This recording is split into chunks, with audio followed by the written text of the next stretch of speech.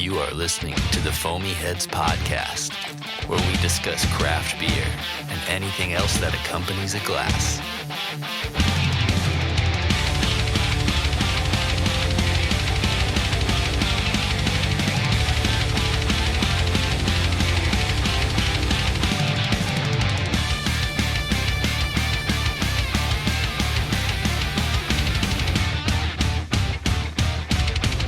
Full screen, by the way. I hate the countdown. You love. It's the final countdown. I hate it. It's not the final countdown, Steve, because every time we do this, there's a countdown. Oh, there's another countdown. I hate the countdown. It's the final countdown on this countdown. It's the final countdown for this one. Anyway. Rich, you hate countdowns like you hate sour beers. I don't. Okay, so hang on a second. Don't I knew that would start ask something. Mitch. Don't ask Mitch my opinion on sour beers because I'll give it, but it's always the opposite because I'll always end up drinking some. I know. Mitch has been walking around with a half a gallon of one for the last hour. What were you toting, Mitch? Do you have the bottle? I think I lost it. I don't know what he was doing. We've been drinking already. I mean, like I lost my phone earlier. Yeah, we've already had drama today. We haven't even gotten started. Oh, Have a fuck seat. yes. Sit down, John. This is perfect timing. Put some cans on there. We're here at the Common Can we see John. this lovely man with his what is that? It's some kind of Sprouts. It's a Sprouts. Sprouts. Hell yeah. Sprouts. Foamy Heads and the Brewery Underground Podcast are hanging out at the 2025 Common John Beer Festival, a.k.a. the last beer fest on Earth, maybe. Yes. Who knows? We don't know yet. Steve, you never know. In Manchester, Tennessee. Manchester, Tennessee. I will stand. I said this at the last time when we were broadcasting, when we were talking about hyping this thing up. I will die on this hill that this is probably the best beer fest in the area, hands down. I look forward to Absolutely. the Common John Beer Fest every year. And the man himself, who's helping put all this together, is sitting at the edge of the table. Yes, absolutely. Cheers to you, John, John. you are the reason we are here. I don't think he's the John of Common John, but to us, he might as well be. I'm Jon, not Joh. Oh, gotcha. That's okay. That's You're just to John. throw us off.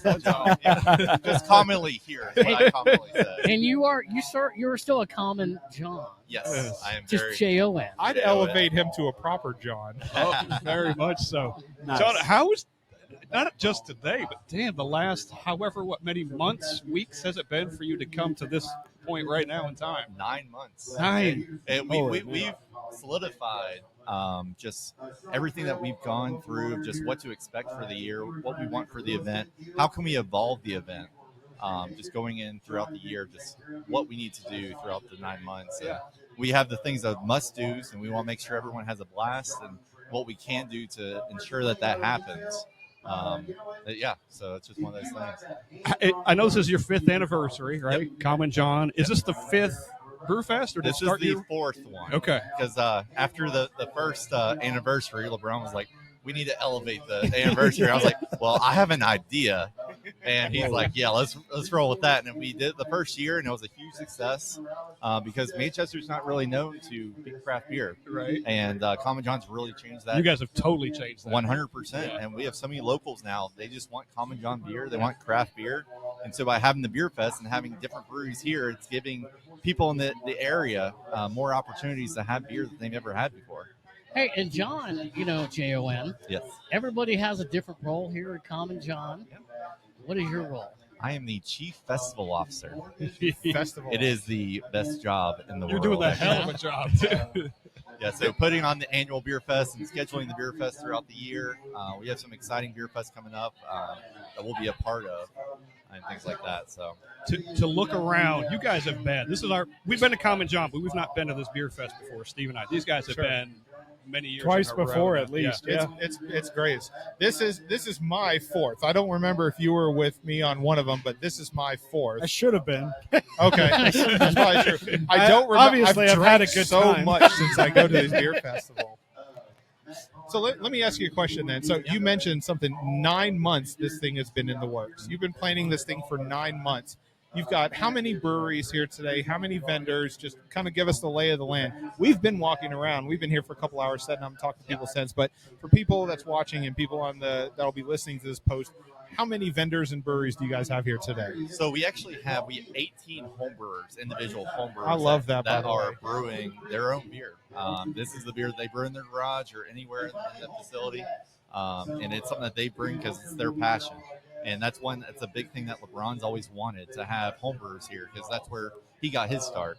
And having homebrewers here is really cool because they're a part of the commercial breweries. They're serving beer just like they are. And so commercial breweries, we have 40 today. 40 commercial breweries.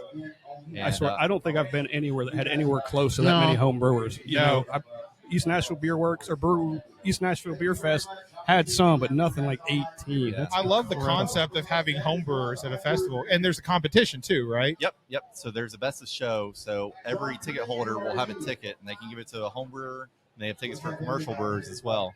And whoever has the most tickets at the end will get a nice little keg. Mini keg. A mini Last keg. year, I think Mitch ended up making some. Y'all iPhone users, Mitch ended up getting one of those like sticker things. He was able to make. He's got a sticker of you, Yep. sticker LeBron. You guys are like holding the little kegs up in the air. So it's just, I love the competition and the friendly competition of having home brewers. Like that's something you don't see at beer festivals. Not at all. And they must love that, right? It's a No. place for them to come. Yeah, they love seeing people enjoy their beer. Yeah. It inspires them to keep doing what they're doing. Because, I mean, homebrewers don't get enough credit if you really think about it. Because Right. they are putting their money into it. They're giving their beer to their friends, and they're like, oh, what's their friend going to say? It's obviously going to be good, but if you come to an event like this, they're going to tell you whether they like it or Yeah, not. the public. If they give you a judges. ticket, then you're doing something You're good. doing good. Yeah. Yeah. And I think one of the things that should not go overlooked is you guys, Common John, are really the only game in town, because Manchester is not the biggest area in the world, Yep. but you got people coming an hour from Nashville, an hour from Chattanooga, and elsewhere. We have people for from this Missouri event. here today, like Yeah. Mississippi, Alabama, Georgia, Florida, like just all over. What's the furthest? Probably either northern Ohio or Missouri. That's nuts. Whoa.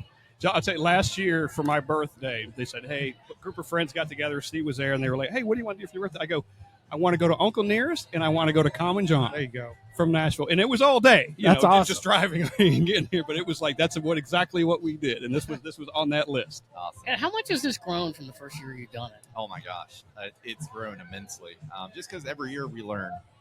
Every year, I always sit back. We always have a meeting, and we're going over what is something we can do better.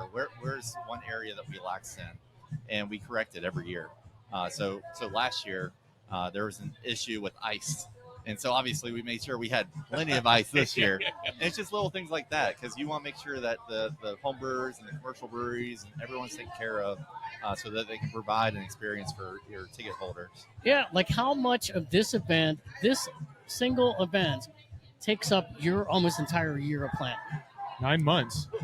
Yeah. Well, ridiculous. yeah, I mean, being the chief festival officer, I'm pretty focused on that. But yeah, 9 months of just constant communication, because, I mean, people that deal with different vendors and stuff, when you deal with over 60 vendors, just constant communication of just like what to expect and everything, it's just constant back and forth. Just It's like herding cats, Yeah. isn't it? It's, yeah, and then you have people back out Drunk last cats. minute, or you have people that get added on last minute, and you have to adjust for that. Yeah. You have to be a little bit flexible with that and what to expect. So the theme of this one kind of says the last beer fest on earth, maybe. Where'd that Yeah. come from? What? Yeah, Where where did that come and from? why? You got it. It's a well-oiled machine now. You got it down to a science. So the whole thought is that it's always been a stressor of doing this event, because you don't know about weather. You don't know what if ticket sales drop and we have all this vendors and stuff. You don't know what to expect. So what we're thinking about doing is maybe evolving this to something different. And it's still in discussion of that. And we don't know. I mean, this event today may change that whole mindset that we need to keep doing this. Or we need to do something different. And we'll reflect on that after this event of what we need to do. No doubt. There is on your website, and you've seen it when it gets out there, and it shows the thing about the beer fest. This is last day on Earth. It's got several pictures, and you're on there. And somebody's saying last beer festival on Earth, and it's got a picture of you, and it goes, meh. Yeah, that's my wife. The other picture, and that's the joke, because she's always like, you always put so much heart into this, and I stress about it because like I want it to be the best event ever. Because like I go to beer festivals, I enjoy craft beer, and I know what these guys and girls go through. So I want to make sure that they have the best experience. If I'm not giving that to them, then I failed myself. So that's what my stress is over the 9 months, making sure that doesn't happen. How are you feeling looking around here today? I'm very happy today. That's a good question. I wish love that. I am very hot, but I'd rather be hot than wet and no one walking around. So we have plenty of water and plenty of beer to go around. Beer, yes. Are there? I always think it's always cool to see these kind of events because, a lot of the brewing community that we have seen, they all get along, or most of them get along. Yes. It's got to be cool because this is like almost a family reunion. A couple times a year, you all get together. Yes. Huh. Yeah. No, it's one of those things where it's like every time I go up there, like these, like Yazoo, I was talking to him, and he was like, "Dude, this is my favorite fest." And he's like, "I love seeing the people." Josh said that? Yeah, That's sitting right over there? And I'm drinking one of his beers right now. Oh, It's man. the blackberry raspberry French cask. So good. Oh my gosh. Yeah. It's nuts. It is awesome actually. But he was telling me, he's like, dude, like this is my favorite fest all year. What I love, because he has that family like environment. Sure. I always feel like the best beer fests are the ones where the brewers are there pouring their beers and you see them around. You go to some, and not that they're all bad, but I'm just saying there's some, and it's just volunteers kind of doing it. When you see the actual brewers here, I would think that's a testament to the festival itself. And that's one thing that I've always stood true on is making the breweries that are here are people that are associated with the brewery. It's not a distribution person. It's not a trailer that has a bunch of different beers. I want to have people in that tent that are actually from that brewery. Yeah. So. Yeah, I volunteered at some, and they're like, "We don't want to talk to you." So I think Mitch and I mean, we've been here for a few years. First time I think actually podcasting live, but I mean, we've been here in previous years helping. We did some pictures and some marketing one of the years too. And what I noticed is that it's very similar to what you guys mentioned. It's like there's other beer fests where they have volunteers pouring, and there's nothing wrong with that. I mean, there's people that are volunteers that you got to find people. But to see the actual like owners and breweries behind the tanks, behind the taps, they're pulling like Parker at Fait La Force, who's coming on here in a couple of minutes, is here. Parker is here. Chad from Stokehouse is here. It's like the people that have skin in the game are at the beer festival today. They could be either at the brewery working, which I'm sure they don't want to be doing, or they could be at home relaxing, which is I'm sure what they want to be doing. But instead, they're here today. Yeah. Can I do one plug? Please, Absolutely. this Plug is your away. festival, man. You can plug whatever you Plug want. Stokehouse Brewery Yeah, has the best barbecue in Nashville. hands down. Oh yeah, Barbecue's had it about amazing. 2 or 3 weeks Great ago. statement. Yes. Yep. Yeah. I think about that barbecue often. It's so good. and like we were serving so taking care of the commercial breweries and the vendors, we do food for them. Yeah. So we did lunch for them, and it was barbecue. And I see them in line. I'm like, oh boy. I thought the same thing. I told him. I was like, Chad's listen, standing up there. listen. You don't have to tell me anything, but And the mac and cheese. Did you have the mac It and was cheese? good barbecue, Oh, yeah. though. Like, It it was was really really good. good, yeah. It was really good barbecue. But I thought the same thing. I saw Chad was a few spots up, and I was like, I'm going to be sitting here and going, hey, this barbecue's really good. And be like, what's up, Chad? so good. Yeah, and fantastic beer too. It's great to see those guys too Yes. doing their thing. Yeah. Yeah, for sure. Branching out from Tenfold, doing his own thing. Oh yeah, no, I love the story. I love those two guys. Mhm. Them plugging on, doing their own thing. It's just we need more of that. Yeah, Yep. for sure. We got to try, and by the time this comes out, it will be out. But their fest beer, it's not coming out till the 27th. We're not Yeah. giving anything away because again. But he's got his fest beer over there. So if you haven't got to try it, get over there and try it. Oh, It's nice. super Super phenomenal. Yes. Well, and I think one of the what you were talking about earlier is a lot of the brewers that come here. Sometimes you go to festivals and you just see like they may have their staples of beer, but they don't bring a whole lot. We're kicking off Oktoberfest season, and there are folks here today that have their Oktoberfest There's quite a few of them here and today. their fest beers. Yeah. Oh, Yep. shit. And I had a barrel-aged pistachio over there a minute ago. That's Living Waters, man. That's what they do. Only Living Waters brings a barrel-aged stout to a Oh, summer beer absolutely. fest. Like, that's the Dude. mindset of But it was Ryan. delicious. You had it, It's Mitch. nuts. It's so good. Yeah. It's so Even in the heat. Like, Even in try the heat. stouts in the heat. Give Well, it a shot. I thought about let's go back and get it later, but I thought it might not be there. So let's go ahead and get it now. You never know. It's Scott, so- GA Scott just had a opened, beer so- with some cream on it before. Oh my God. Is that the Southern Southern Grist? It was the grist peach cobbler, and he goes, "Do you want the whipped cream and the sour ring candy?" I go, "No." Then I go, Yes. Wait, let's get the full experience. It's so Mitch and I have pictures Oh, as God, evidence. Were you I drinking took with a your video. pinky Oh, up on God. that, Scott? What's Did you have that? your pinky up while you were drinking? I don't think in that. It was later looked when really you told fancy. me. Yeah, so Steve got me, which has been waiting for a while. Well, Mitch was taking the pictures too when we were over there. Yeah.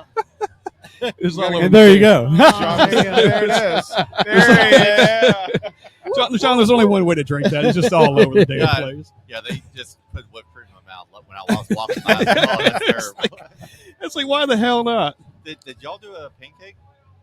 So yeah, we dropped stickers off over there. So Yeah. Is that what he's doing right now? I wanna plug them at It some looks point. like Yeah, it. for Yeah. sure. So both Brewery Underground Podcast and the Foamy Heads have a sticker over there, and they're putting one together for Yeah. us, which will be super cool to have. With a pancake. They're called the Joy of Pancakes. We're looking right at them, Yeah, and we they're- saw the they're one. making them now. Yeah. Yeah, It's Is so there awesome. some maple syrup to go along Oh, with it? no. That's what I was so Common curious John? in how Does that's Common gonna- John have maple syrup? I don't know if I want to eat it though. Yeah, That's don't the eat it. problem. You got to. I mean, Shane I have to? Rogers is showing up later, so.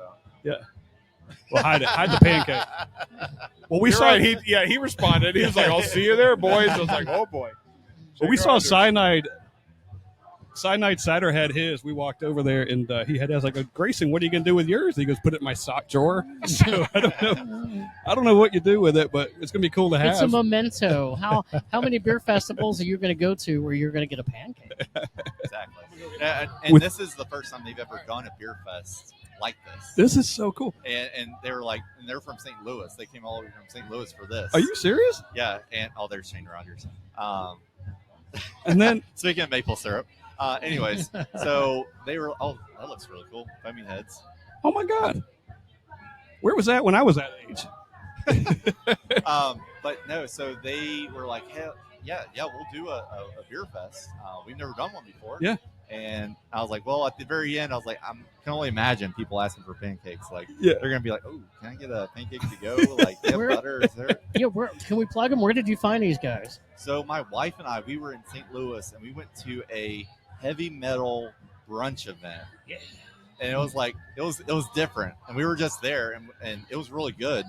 And so we went there, and Joy of Pancakes were there, and we were watching the screen. It's like, oh, he's just making pancake art, and it was like awesome. Like, and Yeah. I showed him a picture of my dogs, and he did my dogs and everything, and it was great. And I was like, and I follow him on social media, and the art that he does is like the It most is- insane. It's most unique, and it's perfect every time. Like, it's crazy. And if I'm not wrong, and I saw them do it not today, but like on some of their social media stuff, don't they kind of do it from the backside? Yeah, and then when you turn it over, it's the thing. His Yeah. mind, every art, he's going backwards. It's how the hell? That's wild. It is so good. I can't wait to see how our logos turn out. I'm waiting for the flip, man. Yeah, I know. Have they done a Common John one yet? Surely they have. Yes. I think Yeah. I did Okay. one You got earlier. to. You got to. I did a Bonnaroo one as well, because obviously Manchester. like Oh, yeah, Bonnaroo, yeah. so. But Dude, no, how disappointing was that for this city this year? I mean, it was disappointing, but Yeah. it was great for the brewery. yeah. Because everyone in town just came here, and they were Yeah. just waiting. It was Nice. nuts on Friday. Did you get some musicians, or do you sometimes get musicians that to kind of come over? Not this year, but in years past, we did an Other Fest. Okay. And we had some bands like Andy Frasco Okay. in the UN band, and he was here, and he was a opener for that. So, but yeah, not so much this year though. Okay, that's awesome though. That's cool. I hated that it sucked for the people that were there, but yeah, I did see that the kind of the local scene got a heavy dose right afterwards, because where else are you going to go, right? Yeah, which is crazy too, because Yeah. like apparently the local police were notified 4 minutes before the announcement was made, Oh shit! and I was like, Oh, oh, shit. I feel bad for them. Oh shit! Oh shit! You're like prepare for the masses. Yeah. Yeah. But luckily, Manchester police, they did a phenomenal job with Yeah. it, so like they do always. Nice. Awesome. No, we're good. I'm chilling. Okay. Cool. Yeah. I was trying to go grab Parker. I was like, "Hey, man, you I was got a gonna- time slot? Let's go." I was like, but you're I was also like, "We out got of John beer. here in the meantime." You're also out of beer. Luckily, What's going we- on? You're out of beer. Are you need I another am out pour? of beer. You're out of beer. What's in the cooler? anything you want? Alcohol. Grab the What do we got? black one that's taught right there. Grab anything out of. You got some stuff in there, Mitch, and I got some stuff in there too. So We low key brought a couple of yeah, you don't mind, do you? things. Yeah. Which I mean, There's a barrique in there. It's a beer fest. it is a Hey, beer pull out the fest, and we can. do Mitch, have pull an out the after can. party in the barn, which is one of the best things ever. Okay, so most of the guys Is here there at a the can table in know there? this. You may or may not know it. Oh, it might be in the We other recently cooler. gave birth to twin girls. It might be in the green. And so, cooler. okay, so I wouldn't say, let's just say my wife was very gracious in letting me get out today. So there's probably no after party for your boy Rich here today. Rich, do you spin the thing where you got to go work? Hey, hon, I have to go work. Is that what you tell her? I have never been more excited to go to work a day in my life. John, this is not your full-time Yeah, gig, though, absolutely. right? Like, you Absolutely. technically have 2 full-time jobs, right? There's Common John here, especially 9 months out of the year. Yeah, I actually accepted a new job, and I'm Oh, really? starting on Monday. Oh, Yeah. wow. Good So your Lord, last man. day was on Friday? No, my last day was a month ago.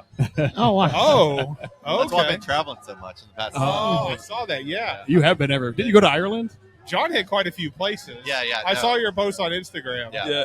Quite a few breweries, too. Yeah. Concerts. Yeah, concerts. I finally hit my 720th Birthday week, right? Birthday month? Birthday month. Birthday month. It was a great month. It looked like a great being month. unemployed for a month is fantastic. I recommend everyone doing it. If you work in corporate, take a month Yeah. off because it is nothing better. Absolutely. Because nobody, when you're an adult, you don't get that much time off for vacation ever, No, right? no. So it's like you had an opportunity to do it. Absolutely not. Do it. But- You had your best life, didn't you? Yeah, You're yeah, it was great. I woke up every day at 9 o'clock. I was like, I'm sleeping in. My dogs wake me up. Yeah. And can figure out what I want to do that day. Yeah. If I want to organize a closet, I'll organize a closet if I want. There you go. The garage has never looked better, Yeah, right? no, everything's organized now. Yeah, And then you're like, what do I do from here? yeah, I know exactly. Does Yeah. LeBron even give you a paycheck? Does he pay you anything? Who, LeBron? Yeah. He pays me in love. Huh? In love. Okay. Yeah. Aw. Love Hell doesn't yeah. pay the bills. That's obvious, But I do get to go to CBC every year. And Okay. Oh, there you yeah, go. there you And go. learn about different trends and stuff. So that's really important for me to understand Yeah, absolutely. what's going on in the beer community. Just because, like, if there's different trends, like the CBD stuff or THC, like, where's that in the market with craft beer, and how does that incorporate with You'll see beer it at Craft festivals and Brewers stuff? Conference. For instance, going to CBC Loose Ends out of Dayton, Ohio. Oh, hell yeah. They're Yep. here because I met them at CBC, and we Oh, had a hell nice. of a time. And they wanted to come down for the beer fest. So Hey, here's a question putting you on the spot. Ooh. If you had one beer, only one beer to choose, that is your favorite at Common John, is there one? yes. Oh, this one's easy. Yeah. This Okay. one's absolutely easy. All right. Everyone knows this is my favorite beer. Yeah. Universal Sound Double IPA. Okay. Why is That that is- your favorite? It has that West Coast characteristic Yeah. that is so, like, it's got the pininess. Yeah. It does not taste like a high ABV double IPA. It's smooth. I will say after two, we'll get you there. Yeah, it gets Only there. takes two. Yeah. right? Two will get you there. Wow. Woo. But it's one of those things that is by far, it's been a staple of Common John since day one. And it's been by far one of my favorites. Nice. You know, I love you guys distribute to Main Street Liquors. Oh, nice. Y'all got your logo. Or your Oh, pancake. there we go. Look at that. Look at that. That's beautiful. Let me get my That's phone out. I nuts. lost it earlier. I need to Yeah. They just took it off right, just like a pancake, Scott. Just like a pancake. Look at this. That's ridiculous. Oh, it's coming over here. You guys distribute to Main Street Liquors in East Nashville. I can find your Yeah. stuff there. Yeah. We've been going up there every now and then. I'm usually in Nashville at least once a week. Okay. Feels Are you like- self-distributing? Yeah. at that point? It's all self-distributed. Self-distributed? Yeah. There's a beer store right up the road from me that just opened up right down the road from Mr. Bruce in Murfreesboro. They've got Common John there too. Yeah, okay, nice. Yep, Oh, six-pack yeah. cans. That's next 4-pack to cans. the Schlotzky's. Yeah, right next to the Schlotzsky's. I've been in there. Thank you for. Look oh at my that. That is gosh, beautiful. nuts, Get that on Mitch. camera. Thank you. How do we? Yeah, get that on. Can you get that on camera? Holy shit, look at this. Absolutely, yeah. Those are pancakes. Hot John. off the press. Those are Oh, pancakes. pictures of that. And they're free too. And the That's free art. Free art. Look at that. I don't want to eat it. And you can preserve it if you want. Okay. It's freaking. I Yeah, how feel do you like, preserve how do it? you? They have instructions to Okay. tell you how to preserve Yeah, it. we're I gonna gotta we got to take a do picture that. of this. That's insane. That good. holy. We actually have it hung up in my house, and everyone's like, "What's that?" I was like, "Oh, it's a pancake." It's a Really? pancake. In a shadow frame. How do I? It's a I went- pancake. I went It's a pancake. Let me get a picture of those, please. Yeah, spin that around. That here. is insane. That is the definition of Look art at right there. that. Look at that. Oh, that's beautiful. Freaking believable. Thank you so much. Thank you. That's we appreciate great. it. They just sent me a because we're big Bonnaroo people, and that tent at Bonnaroo. That's one of our favorite tents, my wife and I. Yeah. And That tent? Yeah, that tent. And that's the sign for that tent. That is so freaking cool. Yeah, we got to get instructions on how to preserve that thing because Yes. Just Put don't it in a tou- frame. Don't touch it. don't You're not touch it. supposed to touch. John specifically said don't Don't touch it. eat it. Don't put any It's syrup not on about it. the oils or Can I- something. Yeah. can I get a quick lick or anything? Or? No, No, not ours no. anyway. It is edible. I did ask that 5 times. Okay. Yeah. Don't It's spill pancake any batter, beer right? on Like it. it should be edible. Yeah, no. I don't it's know if I pancake- want it. it's Like, I don't pancake want it. batter. I don't want to eat it. I know. You think We're not going to eat it. John, you think they could do this one? I'm sure Look they at this could. guy coming up over here. There's Heyo. a man right there. That's awesome, Hey, man. Repping the Absolutely. Fernet. Do you have a pancake? Look, do you have a pancake? That's ridiculous. They're just right next door. You get you a pancake if you want. Yeah, you can watch them being made right there. Yeah, put your logo up there. Yeah, get That's you insane. a pancake. Cheers to you, John. I could take Appreciate such it, advantage man. of that. Cheers, Raise your y'all. glass. Appreciate y'all. Thank you being so much here. for Yeah, having cheers. us today. This Did you is awesome. Did you get some of Thank that you, barrique? sir. Did you get some of that barrique? Yes, Yes, that's please. phenomenal. Cheers. Thank you, John. Thanks for joining us, and thanks for allowing us to be here. Thanks for coming. Best beer Appreciate festival. you. See you, man. Thank you. Cheers. Thanks, man. This is insane. There's all the home brewers here today, all the craft breweries here today from local, Nashville, surrounding areas. Like, it's insane, Listen, Mitch, yeah, how dude. far It is. some of these breweries have come Yeah. just It- to be at the festival today. There's I'm- a slew of them. I'm starstruck already from John Parker. and then Parker here. Parker. I'm starstruck. Yeah, man. I'm a little I nervous. don't know if Parker realizes this, but he's kind of a big deal. He's kind of a big deal. Nah, Yeah. yeah, I think you got the wrong guy. Fate La well, Force. we know. The coolest You got a thing is glass? when you walk into Fait La Force and you see Get the man a Parker, glass. who So is for- there working hard. Always. You'll see him outside of Fait La Force working hard. He's Yeah. delivering beer. Yeah. Yeah, I always tell people if you're looking for me, my desk is just the bar at the brewery. So usually people come up to order. I'm usually just locked in on my computer and I'll just feel a hand on my shoulder or Yeah. something. I'm like, oh, Yeah. what's up? The one right behind the bar, like right when you go right behind the bar, it's like right there. There's a desk that's sitting right there. We Well, caught you there one time. Yeah, sometimes. So that one, usually our brewer, Zach, sets up there. And then our keg washer with the lid closed on the backside where like the chemicals go in, my business partner is Zach, Yeah. our other brewer. He usually uses that as a standing desk, and then I'm usually at the bar using that as my desk. But then when our brewer Zach goes home, other Zach will commandeer that one, and I'll usually rotate back. And then when they're both gone, then I'll go to the desk. So, and then you can see me through the windows as you go to the bathroom. And sit there. I seem to remember this Zach and other Zach and new Zach. Remember this conversation, Scott? Over at their place, yes. Yeah, so Yeah. for the listeners here, or maybe even for the ones that haven't been listening, like this is not the first time all four of us have sat down with this gentleman here at the edge of the table. That's right. We were at Fait La Force a few months ago. No, about a year ago. Was it a year Well, ago? we did a collab when we did the collab podcast. Yeah, Time It- is a no, it flat was- circle. it is. was remember. fucking Yeah, hot. absolutely. I'll tell you that. Because it was a cool during, day, but I you- remember It was not a cool day. I mean, it was awesome. Yeah. It was not a. You cool guys were getting hit in the Mitch back and I with were the in sun. black shirts Yeah. sitting Yeah. right in front of the sun. But Like I the sons remember, of the I backs. specifically remember because it was already Oktoberfest season. Oh. That sounds. I mean, And we were. that's not, I do remember it being hot, kind of It like was- this yeah. time Yeah. of temperature for It was sure. so more that the makes sun sense. just like beaming down on the half of the table that Yep. Mitch and I were sitting Yeah. outside. It kept- I feel like you were shaded a little bit because you were sitting at the edge I was. again. I mean, it was Yeah. same setup, Yeah. but I feel like y'all were flipped. yeah, we Yep. were flipped. Yep. Yeah. Exactly. And I remember because the week prior I had been to your place and I had both the Martin and the Fest beer, and they're The fucking Fest amazing. beer was Yeah. awesome. Oh, Yeah. back the to back. dark was it? Which one was it? The dark- Martin, yeah. Well, I don't know what you call it, but you had the Martin and the Fest beer at the same time, and it Yeah, was like, yeah. holy shit, back to back is amazing. Yeah. This time of year is, I mean, it's my favorite time of year. Like when I look up at our draft board right now, and it's like Meritzen, Fest beer, Helles. We have the Rice Saison back, and then like our flagships like the Belgian Pilsner. We've got a Czech Pilsner coming, and then some of our hoppy stuff too. And then we just had our Hefeweizen collab we did with Smith and Lance on. I'm like, this is That's amazing. mind-blowing. Like Hell it's the yes. dream. That's incredible. Yeah. That's awesome. Well, it's not that the thing that sets Fait La Force apart from now. Don't get me wrong. Nashville is like if I could live in any city in the South right now in terms of like footprint on craft beer, it would be Nashville. Yeah. Like Nashville is just like now. There's consolidation, there's buyouts, and there's small expansions and things like that. And it's just the movement of the craft beer industry. But if you go to any brewery, and Fate has this also, but like if you go to any brewery in the South, you're going to see hazy IPAs. You're going to see a Westie. You're going to see a lager. You're going to see all that. I feel like, keep me honest, Parker, but I feel like what sets Fait La Force apart from the rest of the breweries is like you guys were from the get-go. You were set on like Belgian saisons and like that style of beer, and you don't get a lot of those like prominent styles in Nashville. Yeah.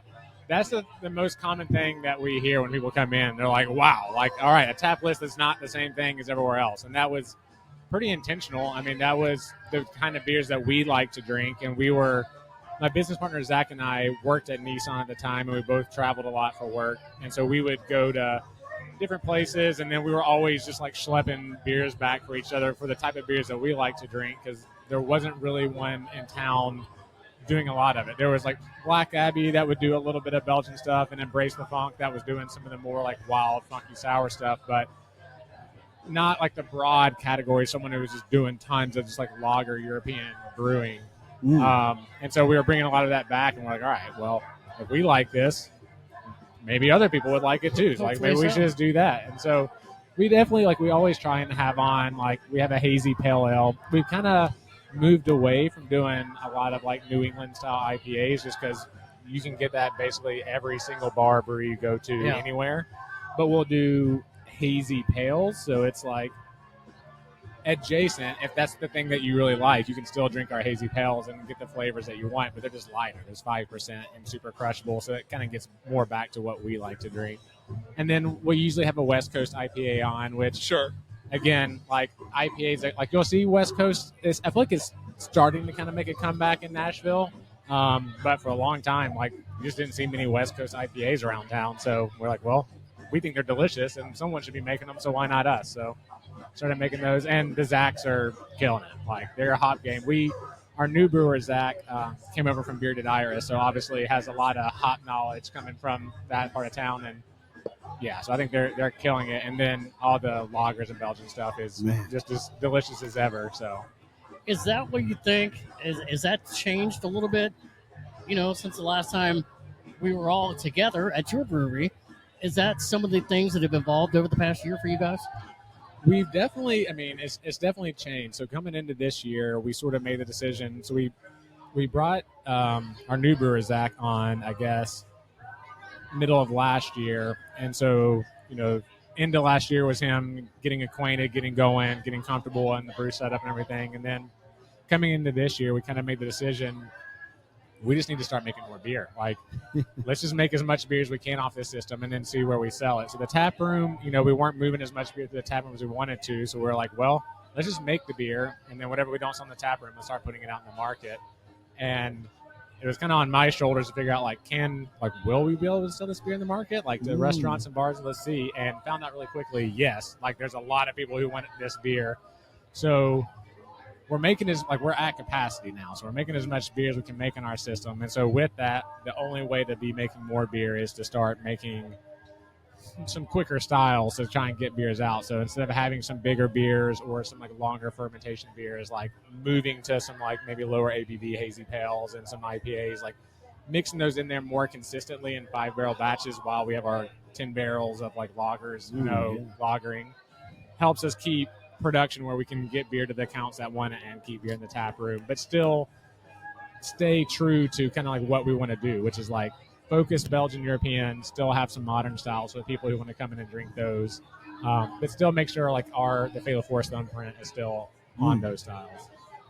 It totally is. I can see you guys everywhere. Main Street's a big one. I've seen you in there too, and every time I go in, I can find something new from you guys.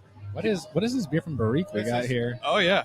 Help yourself. We always seem to bring. I think we brought a barrique last time. We had a barrique at your place. Yeah. I mean, you're never going to upset me with a barrique. Please. And I got it from Main Street. So hats off to Main Street and Aaron. Shout out to Aaron over there for sure. Yeah, he's been. So I worked with Aaron some at Craft Brewed back in the day. Yeah. And so that's where we knew each other from. And he had always kind of told me, like, hey, whenever you guys are ready to start sending some beer out, like, let me know. I'll get it. And so when he started canning, he was like one of the first people I hit up. I was like, hey, we've got cans. You want some? And he was like, yes. And he started ordering. I was like, all right, well, I don't know if I can give you that much, but like we'll work up to it. And so now try and keep him stocked as much as I can. You've got a full shelf in there of all your stuff, and it's one of the top shelves back there in the cooler. You know where I'm talking about, Yeah, right there. yeah. You got a whole full shelf. Every time I go in there, you are represented right there on the top. Ooh, this How's that? smells- Sour. Aaron is Ooh. Aaron is definitely one of those guys, like in the beer industry, you probably want to make sure, just simply for the fact that Aaron at Main Street, like his quality standards are so high at Main Street. It's ridiculous. I was literally there one day watching as a truck was coming in. He was looking at the bottoms of the cans, and he was looking for the Best Buy, like he was looking for the can date. Yeah. And he was pulling up these IPAs. He was looking at them, and he goes, "This thing is 3 months old." He goes, "Don't want it." And he literally put it back in and said, I'm not taking delivery on this." But I think that's important, because somebody like, you know, you can make the argument for like barrel aged out, like the longer they sit, the better. But when when you're drinking something that's supposed to be fresh, like you want to make sure you have that quality of standard.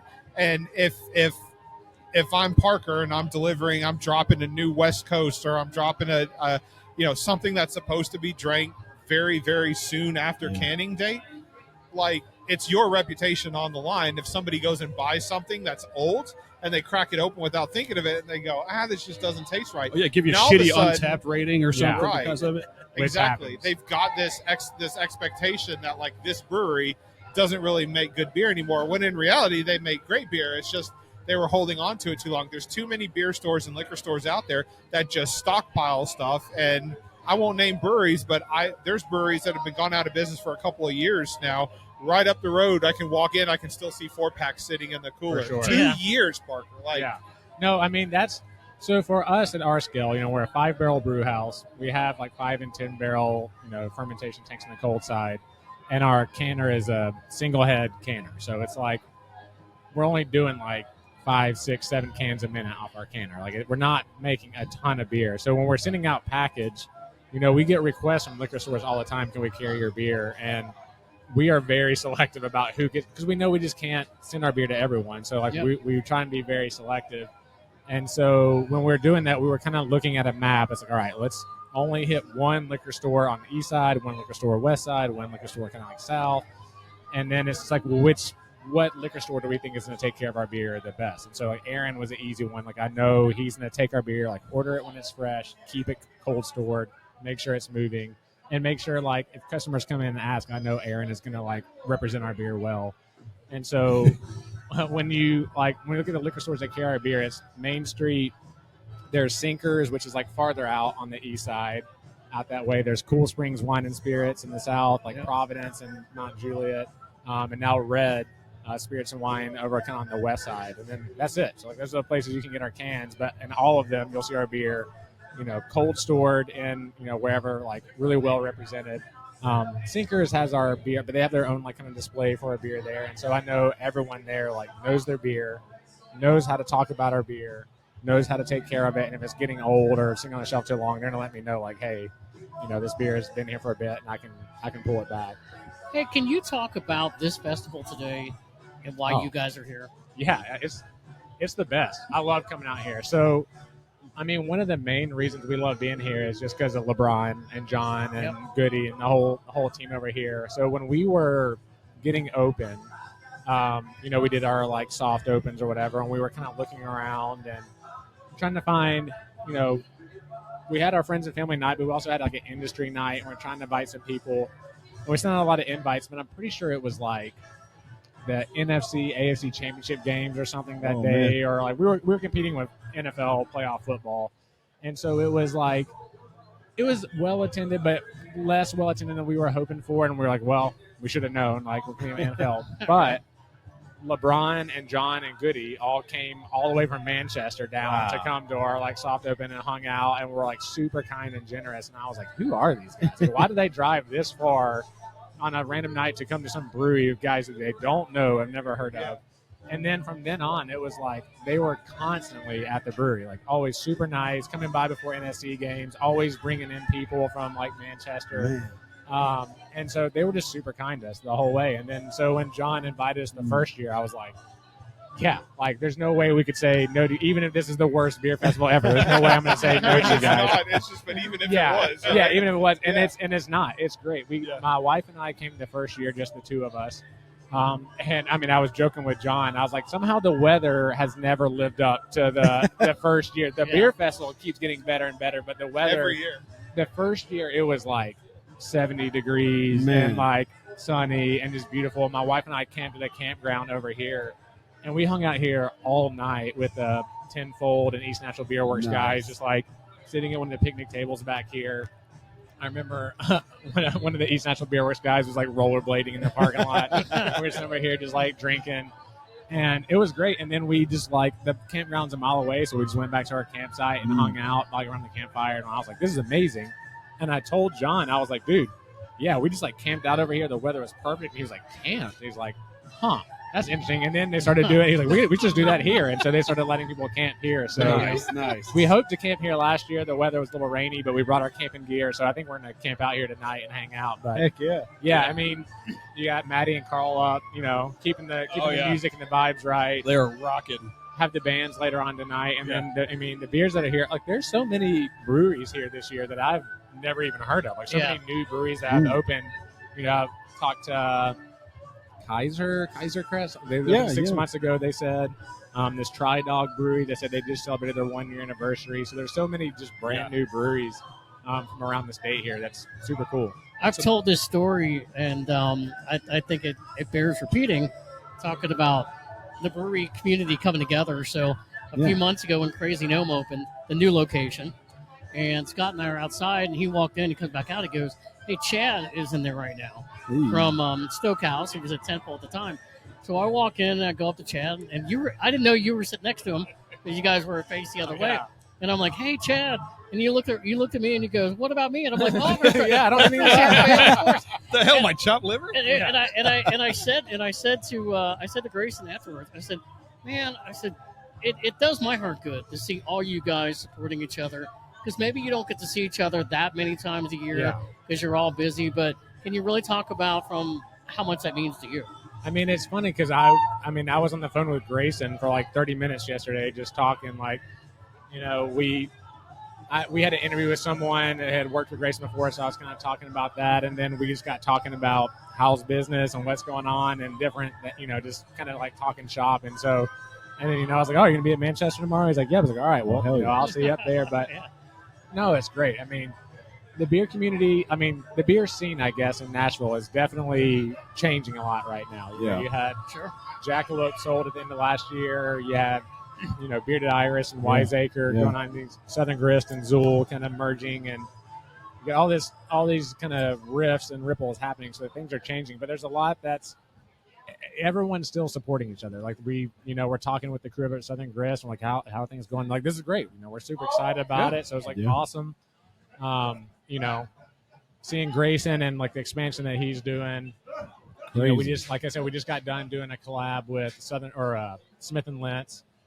Get to hang out with those guys, and we're working on another collab with another brewery in town that hopefully will come to fruition soon. So it's just like a fun.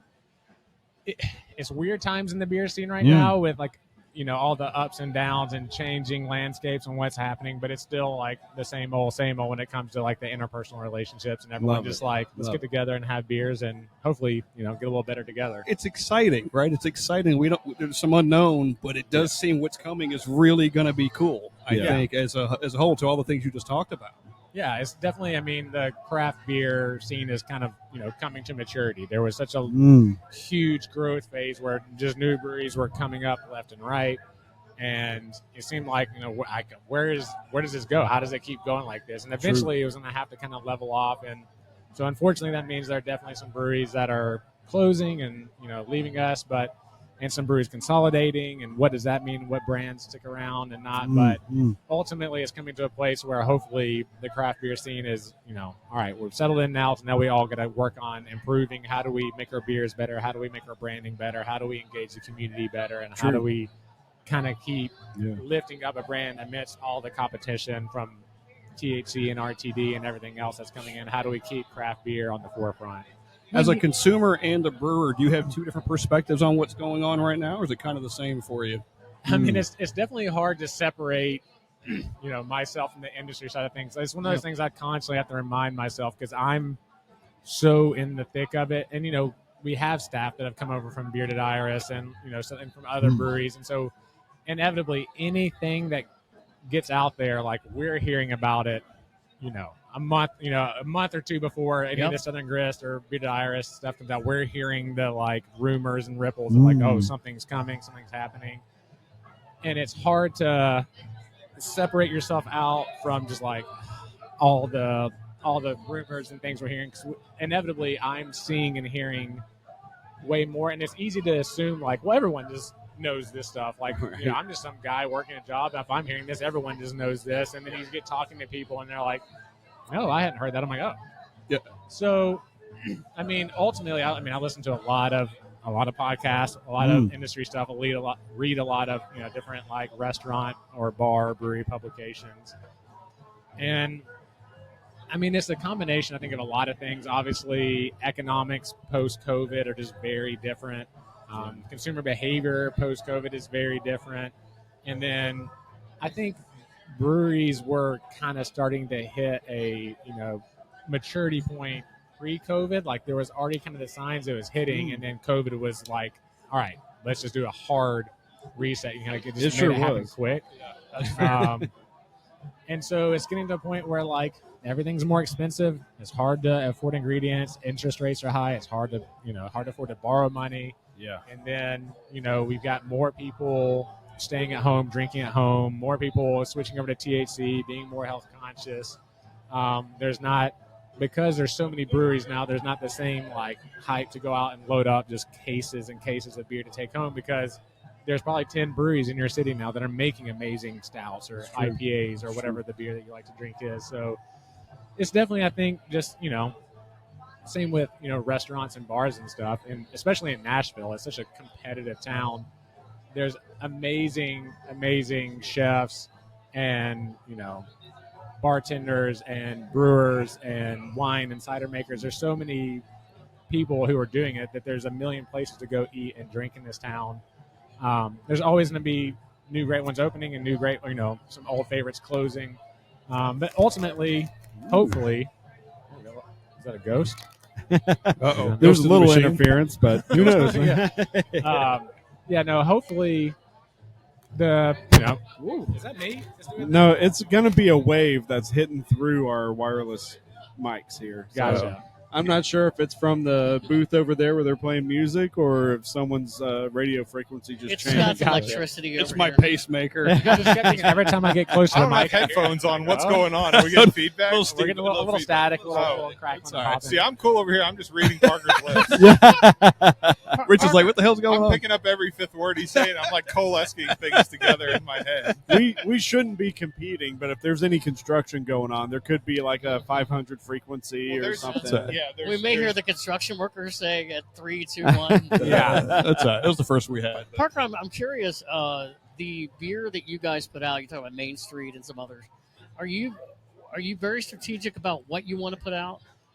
So, I mean, with our distribution partners, I mean, we've kind of hit a point because our batches are so small. Every week I've got just, the list of vendors that we kind of work with, and I'll send out an email of like, hey, here's what we're making.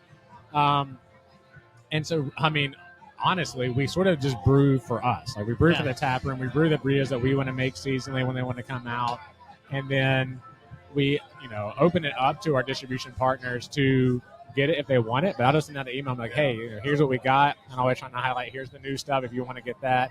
Here's maybe what we have coming next week. And then here's the thing. We only have like maybe one keg of left. And sort of just let them, figure out what works well for them. And because early on when we were trying to grow distribution, at that point I was like, all right, well, I'm going to have to just go out and see who will take, who wants our beer, who will take it.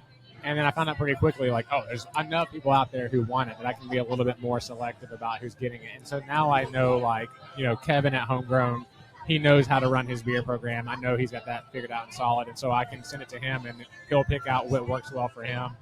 And kind of same with everyone across the city. And we just sort of gauge, like, how much do we think we need in our tap room, hold that for us, and then say, like, all right, here's what's available for you guys. If you want it, great. If not, someone's going to come here and drink it, and you can get the next thing. And because we're so small and brewing so frequently, it allows us to, we constantly got things rotating. And then we do, a lot of times you see Oktoberfest and pumpkin sour beers and all that stuff hitting the shelves in July because, those are huge breweries that got a lot of beer they're trying to push through, and they're always trying to stay ahead of the seasons. For us, with our fest beer in Meriton, we're like, all right, we're going to not release those until maybe the week prior to actual Oktoberfest starting, or right at the start of September. Give you a couple weeks lead up to it. We'll have it through Oktoberfest, and by the time we're getting the end of October, it's gone. We're on to something else now. Yeah, it's a beautiful thing. And I said earlier, to have them both out at the same time. You guys do phenomenally. They are wonderful. Yeah, they're absolutely wonderful. You are a destination brewery, by the way, for a lot of our friends that come to town. Most definitely. Yeah. And they're like, hey, we either found this place by accident, and thank God we found them, or recommend a good place for it, and it's always you. You are a destination brewery to this town. Well, thank you. Absolutely, Yep. 100%. That's very kind. It's You guys make quality beer. Thank you. I mean, that was the goal. From day one is want to have great beer, a good place to drink. We're definitely a little off the beaten path. We Yelp named us one of the top breweries in the country, off the beaten path, which is kind of funny because we're right in the heart of downtown Nashville, but we are kind of off the beaten path. It is hard to we're tucked back in on a dead end street. It is you wouldn't find us just walking by or driving by. Right, but you're a block or two off of the main right. shit right there. So, but yeah, I mean, it's great to hear. That's what we always wanted to be. I mean, we want to be a local community spot.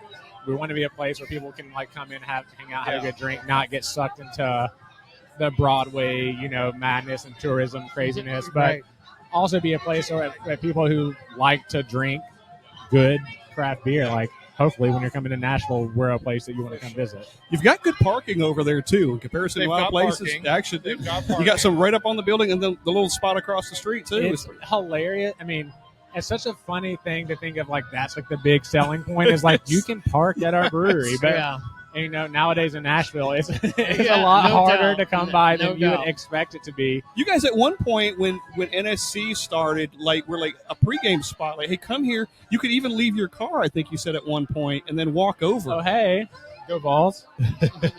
This is Michelle. You know Michelle? Vols. You know Michelle. Of course. Michelle. Everybody knows Michelle. Hello, Michelle. That's okay. Okay. We don't want to keep you any longer, Parker. Okay, I can pass these over to Michelle. Thank you for letting me hang out with you guys. Hey, thank you. Hey, seriously though, good beer, Thank you. good beer, and we appreciate you. We really please do. Thanks for stopping. Please keep doing what you're doing. For sure, we're going to keep supporting and hell yeah. Well, come over and see us over there after y'all done over here. We totally will. Parker. Thank you, Parker. Parker is Fait La Force. I don't need the mic on my life. There you go, Mitch. You can put those back on if you want. All right. Thanks, Parker. Appreciate you. Thanks, brother. See you, man. Everybody, This is can awesome. we say hi, Michelle? Hi, guys. Oh, my Hello, gosh. Michelle. Michelle is Hey, Rich, you want to okay. help? Hold on. Congratulations. Making a statement. Just rip You it got off it, the Rich. table. I'm tearing everything apart. You can't bring me anywhere. Just take the mic out. She's Take the still mic out. I'll take that. down. That's a good There idea. we go. Okay. Look at this. Now you're free. So, Hello. Michelle is so eccentric anyway. It's just she needs to hold the mic because she's very outgoing. I was gonna say you need to pull a beer out. You pulled a beer I've out. got one right here. Nice. That one. I've got one. I don't know No. if you've had something like Richard. this. No. Okay, Mitch, can we lose so, this? Mitch, can we lose this behind you? Yeah, of course. So we looked at a different beer that was a stout, and I said, double check the contents. Oh, okay. Oh yeah. Okay. Wait, what? So okay. By the way, Michelle Rumwell.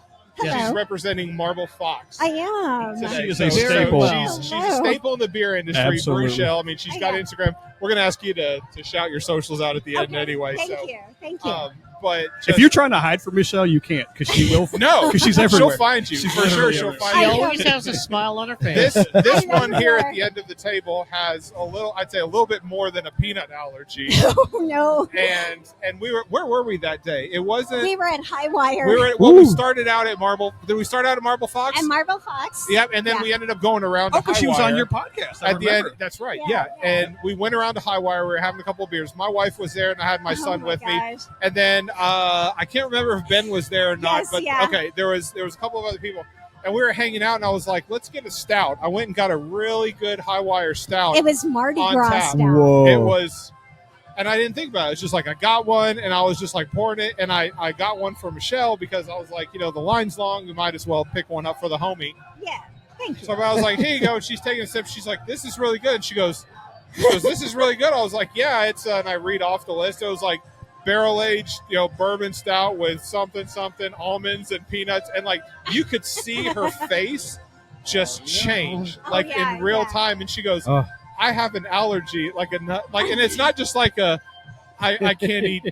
peanuts or whatever. Like there's no Chick-fil-A fries. There's she carries equipment with her. I do. Did you have to EpiPen it? I have my EpiPen. I did not Didn't need have to it. use it then. I Okay. did not. It was one sip, and I was okay. I kind of felt it. I did what I should not have done, and I went to the bathroom where nobody would have known I was in trouble. She didn't tell us that. She just got up and went to the bathroom. So I'm freaking out. Man. Like, what's going on? And she's in there for a few minutes or whatever. Then she comes out and she was like, I think I'm okay. And I'm like, you're texting me when you get home. Like, I want to make sure. And you did. I did. You did text me. Thank you. To make sure. So my claim to fame is I almost killed Michelle. And she would not be sitting here with us. It was so close. You almost succeeded. Man. We're glad you're here, but Here I am. I'm glad I didn't kill her. but it would still be a good story. I know. It was kind of close. All that to say, there's no nuts in this one, right? We double checked. Oh. We did. And Michelle, I have to say, I had a situation today where it wasn't almost life-threatening, but I dropped my phone in the bathroom. Oh, no. And I walked out and I couldn't find it, and thankfully it was recovered. So, My your gosh. story thankfully is more important than mine. Yeah, but if you had seen the look on Steve's face, Where's my phone? he was in a panic. No. I know that feeling when you can't find your phone. Oh, yeah. man, it sucks. Oh, my That's God. I hadn't even been bad. drinking that much either. That's yet. bad. It's like, wow. So let's get into this one real quick. 'Cause Okay. I love sharing beers with the homies, and Michelle is definitely one of them. Thank you. So I recently became and got an obsession with Tavor, which is kind of like a beer delivery service. That's where this one came from, Scott.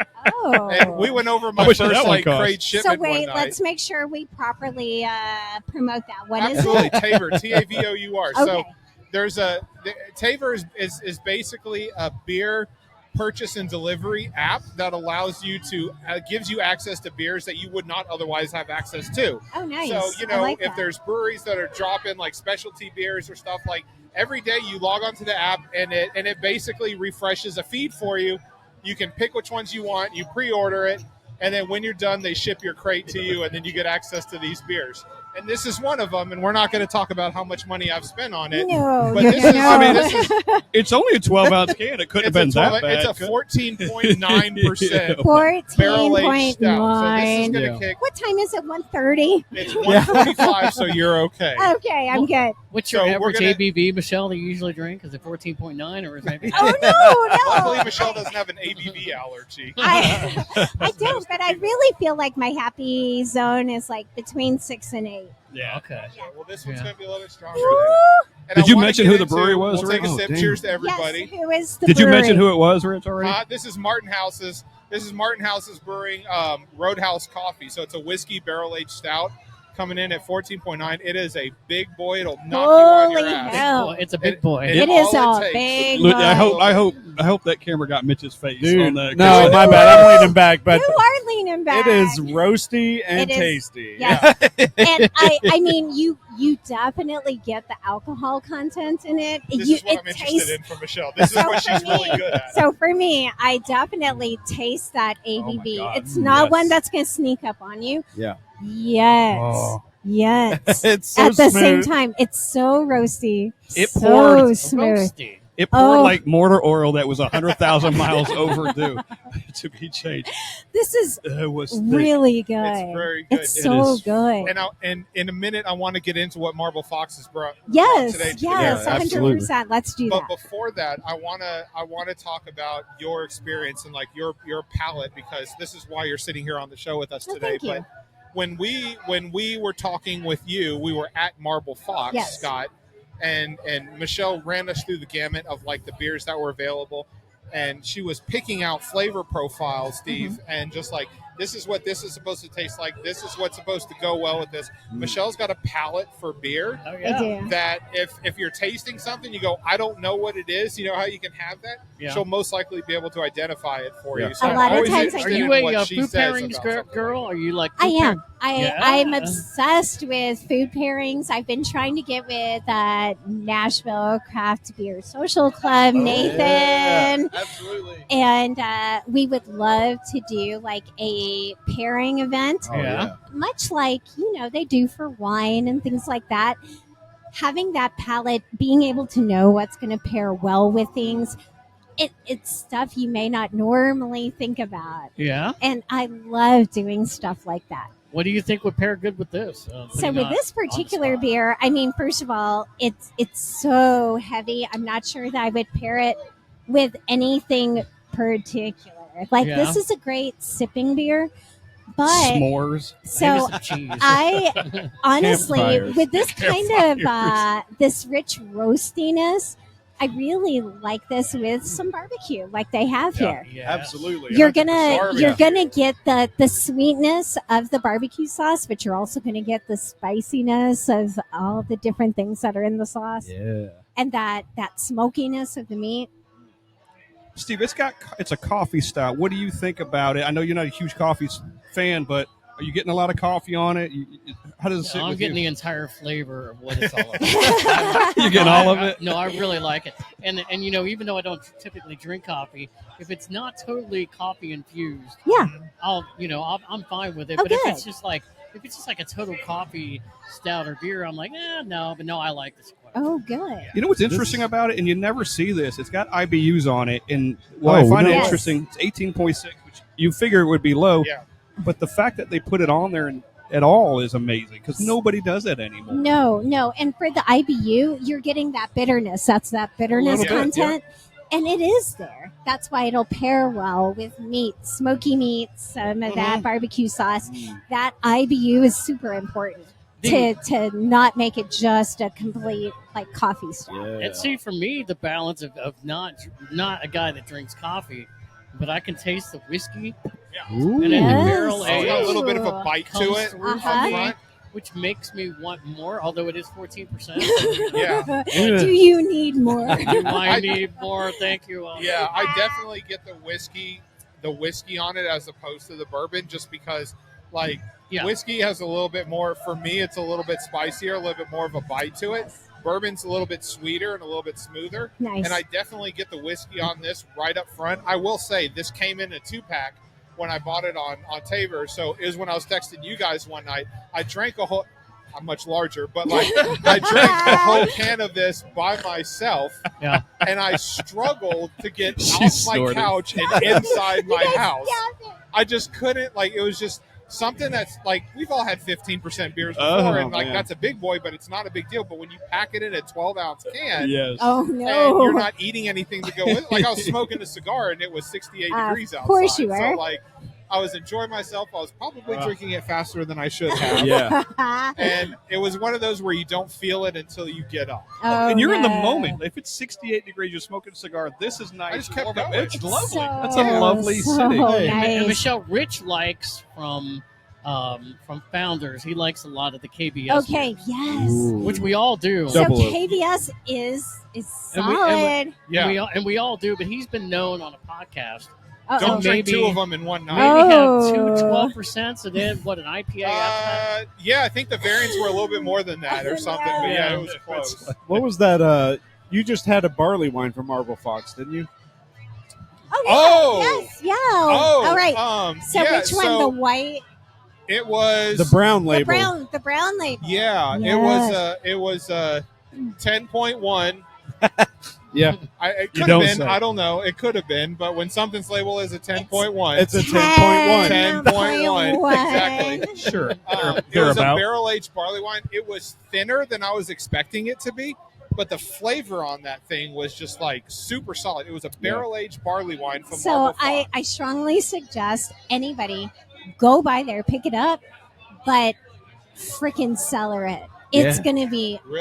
amazing in another I've got year. one. Cellar? Is that what you said? Yes, she said yes. cellar, yeah. So I would cellar it. It is great right now, but like you said, it's light. I want to feel the barley wine. What's that one called? Does anybody know? I can't remember now. Don't do that to me. I took a picture, but Sorry, Marble Fox. I know we're all bad right now. I've been here since 11 o'clock. We're all subject to the untapped system, unfortunately, we'll- where it's like you we'll check figure it that in, out you later. take a picture sometimes, and then you. I and then mean, you I move made on. sure I got mine, of course, but Yeah. mine is cellaring. I'm Okay. going to sit Yeah. on it. Yeah. So you still got one hanging around. I have one of each. of course. Oh, Yes. shit. Of course I do. how- I have the stout. How long you figure you're going to cellar it for? At least 1 year. Okay. Yeah. Okay. Yeah, So next year. this time next year? Yep. Bust it out. Yep. Until 3 comes out, then she'll grab the triple IPA from Marble Fox with her. I assume it's going to be called 3, just because their first When one you- was 1 Yes, and the second yeah. one When was you 2. bust it out, can we all meet And here then she'll again? bust it out. I Sure, like we it. Let's do it. With a food We pairing. gotta do vertical. it. Yeah. With That the would be fun to food do. You have a food year to pairing, figure is that out what what you the said? food pairing We'll do is. your damn. We'll do your Why do we meat need house to thing. wait whatever a year? We're not going to wait Oh, a the- year, Steve. Come on now. All right, let's do it. That would be fun. We are going to get together. You guys are going to curate the beers you want to try, and I will let you know what food we need, and we're going to do Holy this. shit, we could do this. Let's do I it. have, Let's do it. So We could do this. Yes. great idea. Yes. I'm Great always idea. down for that. I would propose, because the guys have been talking about like all getting together, doing like a smoked meat, like where we have like Ooh, brisket meat-a-palooza. and Well, let me sausages tell and you, chicken yes. and all that. Yeah, what do kind you of call it? I would like to propose the idea that in advance we tell Michelle what kind of food we're going to have, Oh, and then she and picks I the will beers get to the curate with yes. it. Nice, Mitch. Oh, Okay, did you get- Oh, okay. Which Oh, one I've was seen it? that. So- we found the label. Oh, It is the barrel Epoch. aged Hans. Okay. Epoch 2024 barrel aged Oh, thank you. Nice. Oh my Barrel gosh! aged barley Sorry, wine. Marble Fox. I knew that. I You did should know know. that. Oh, stop it! Well, let's She knew talk it. Marble Fox. She for a wrote it second. down. I saw it. She wrote it down ahead of time. It was What like a magic did, trick. let's talk about them for a That's second. actually the what did picture they- she What sent did me. Marble Fox bring Okay. to the festival? So today at the Common John Beer Fest, the last beer fest on earth, is that what we're Yeah. calling it? Okay. Da-da-da. Maybe. Great title. Anyway, so Marble Fox has brought their Southern Blonde Ale. Ooh. We also have Smile Lines Hazy IPA. I had Yes. it. Thank Yes, Yeah, thank you guys. there you go, Steve. So with this particular one being a hazy, you're going to get the hops, which a lot of beer lovers want. You want to taste it, but it's not going to punch you in the jaw. It's got a Scott, I'm great, hoppy. it's got a great mouthfeel. And for me, no, it's not just for me, but it might as well have been. It is the gluten-free Oh, no way. Pina Colada Ale. I would not have guessed that was gluten free at all. It's Oh, gluten really? free and it is a 6.0. Whoa. Wait, it was 6.2? 6.0. 6.0? Yeah. Like the I thought it was Mustang. I thought is it not It's a 4? It was Mustang. 6.0? Wait, what? The Rolling ABV in my on- 6.0. The ABV was 6.0. is 6.0. Hey, Hi! Oh my God! Kramer! Woo! Woo! Dude. Miss Ashley's Crazy. over there. Hey, look at Kramer. How are you? Hey, Kramer! We have. What's up, world? It's your boy, the Bearded Brother. I'm just here for a second. I got a burger in my hand. Hey! Miss But back Ashley, to you your say regular hello. scheduled program with the Foamy Heads. We love you. Love you, Kramer. Oh I'm my sure we'll gosh. get him around Good some to point. see you. Good to see you. That was royalty This in the is house. what I love about Beer Fest. Oh my gosh. I mean, you guys, I did not drop. I was going to be here, but it also is not shocking that I am here. I did not get to attend last year, but I was here the year before that. This is a fantastic beer festival. It's down in an area which Mitch lives in now. No, I'm kidding. I'm bitter. I'm bitter. I know. I'm Because another I hour need to out. get you for some sake. Oh, yeah, Yes, absolutely. Yes. I still got boxes of that. Mitch Shut knows up. about sake Sake. than most people do. I can guarantee. This is all aged sake Yeah. now, but that means more umami and more flavor. Yes. He is my sake go-to. Oh, I know. That's why I said what Yeah. I did. I'm like, dude. I'm about to turn the corner on this sake thing, Steve and I. We've Ah. all had a little bit of it that you Yeah. bring, and I'm about like, all right, I'm gonna go somewhere. I'm like, Mitch, all right, what do I get? Man, We had one. first We place is proper sake Yep. to get you introduced to all the different There styles, was but a they are juicy Yamaha one. Forward, which is right up an IPA guy's alley. So Wait, it's a which one? crazy sake, Yamaha. Oh, Yamaha. Yeah, Ooh. yeah. Okay. All right. Mitch, what was the one that we had at the Fred's Beer Fest? Oh, You that was bought a it fruity for me one. and when we were in Chattanooga, Yeah. and I brought it with me. It was like Ryoko something. I want to say it wasn't a. It was a spring rice bun, seasonal. wasn't it? Huh? It was a spring seasonal from. That's what It was an yeah. import, and it had a lot of juicy notes to it for spring. They had a little bit of floral in it, like sakura, Yeah. but it was very heavy on the juice side. So if I remember right, it might have been a persimmon thing, but Gotcha. I'd have to look back to see exactly what bottle you brought. But we bought it I from don't remember. I just Namazaki Paul remember it was Selection. awesome. Oh. I ended up enjoying it. I had it at. I had it when we were at Rice Vice that night. Yeah, and the there was flight. collaborations, there was sake flights, and there was food pairings and everything.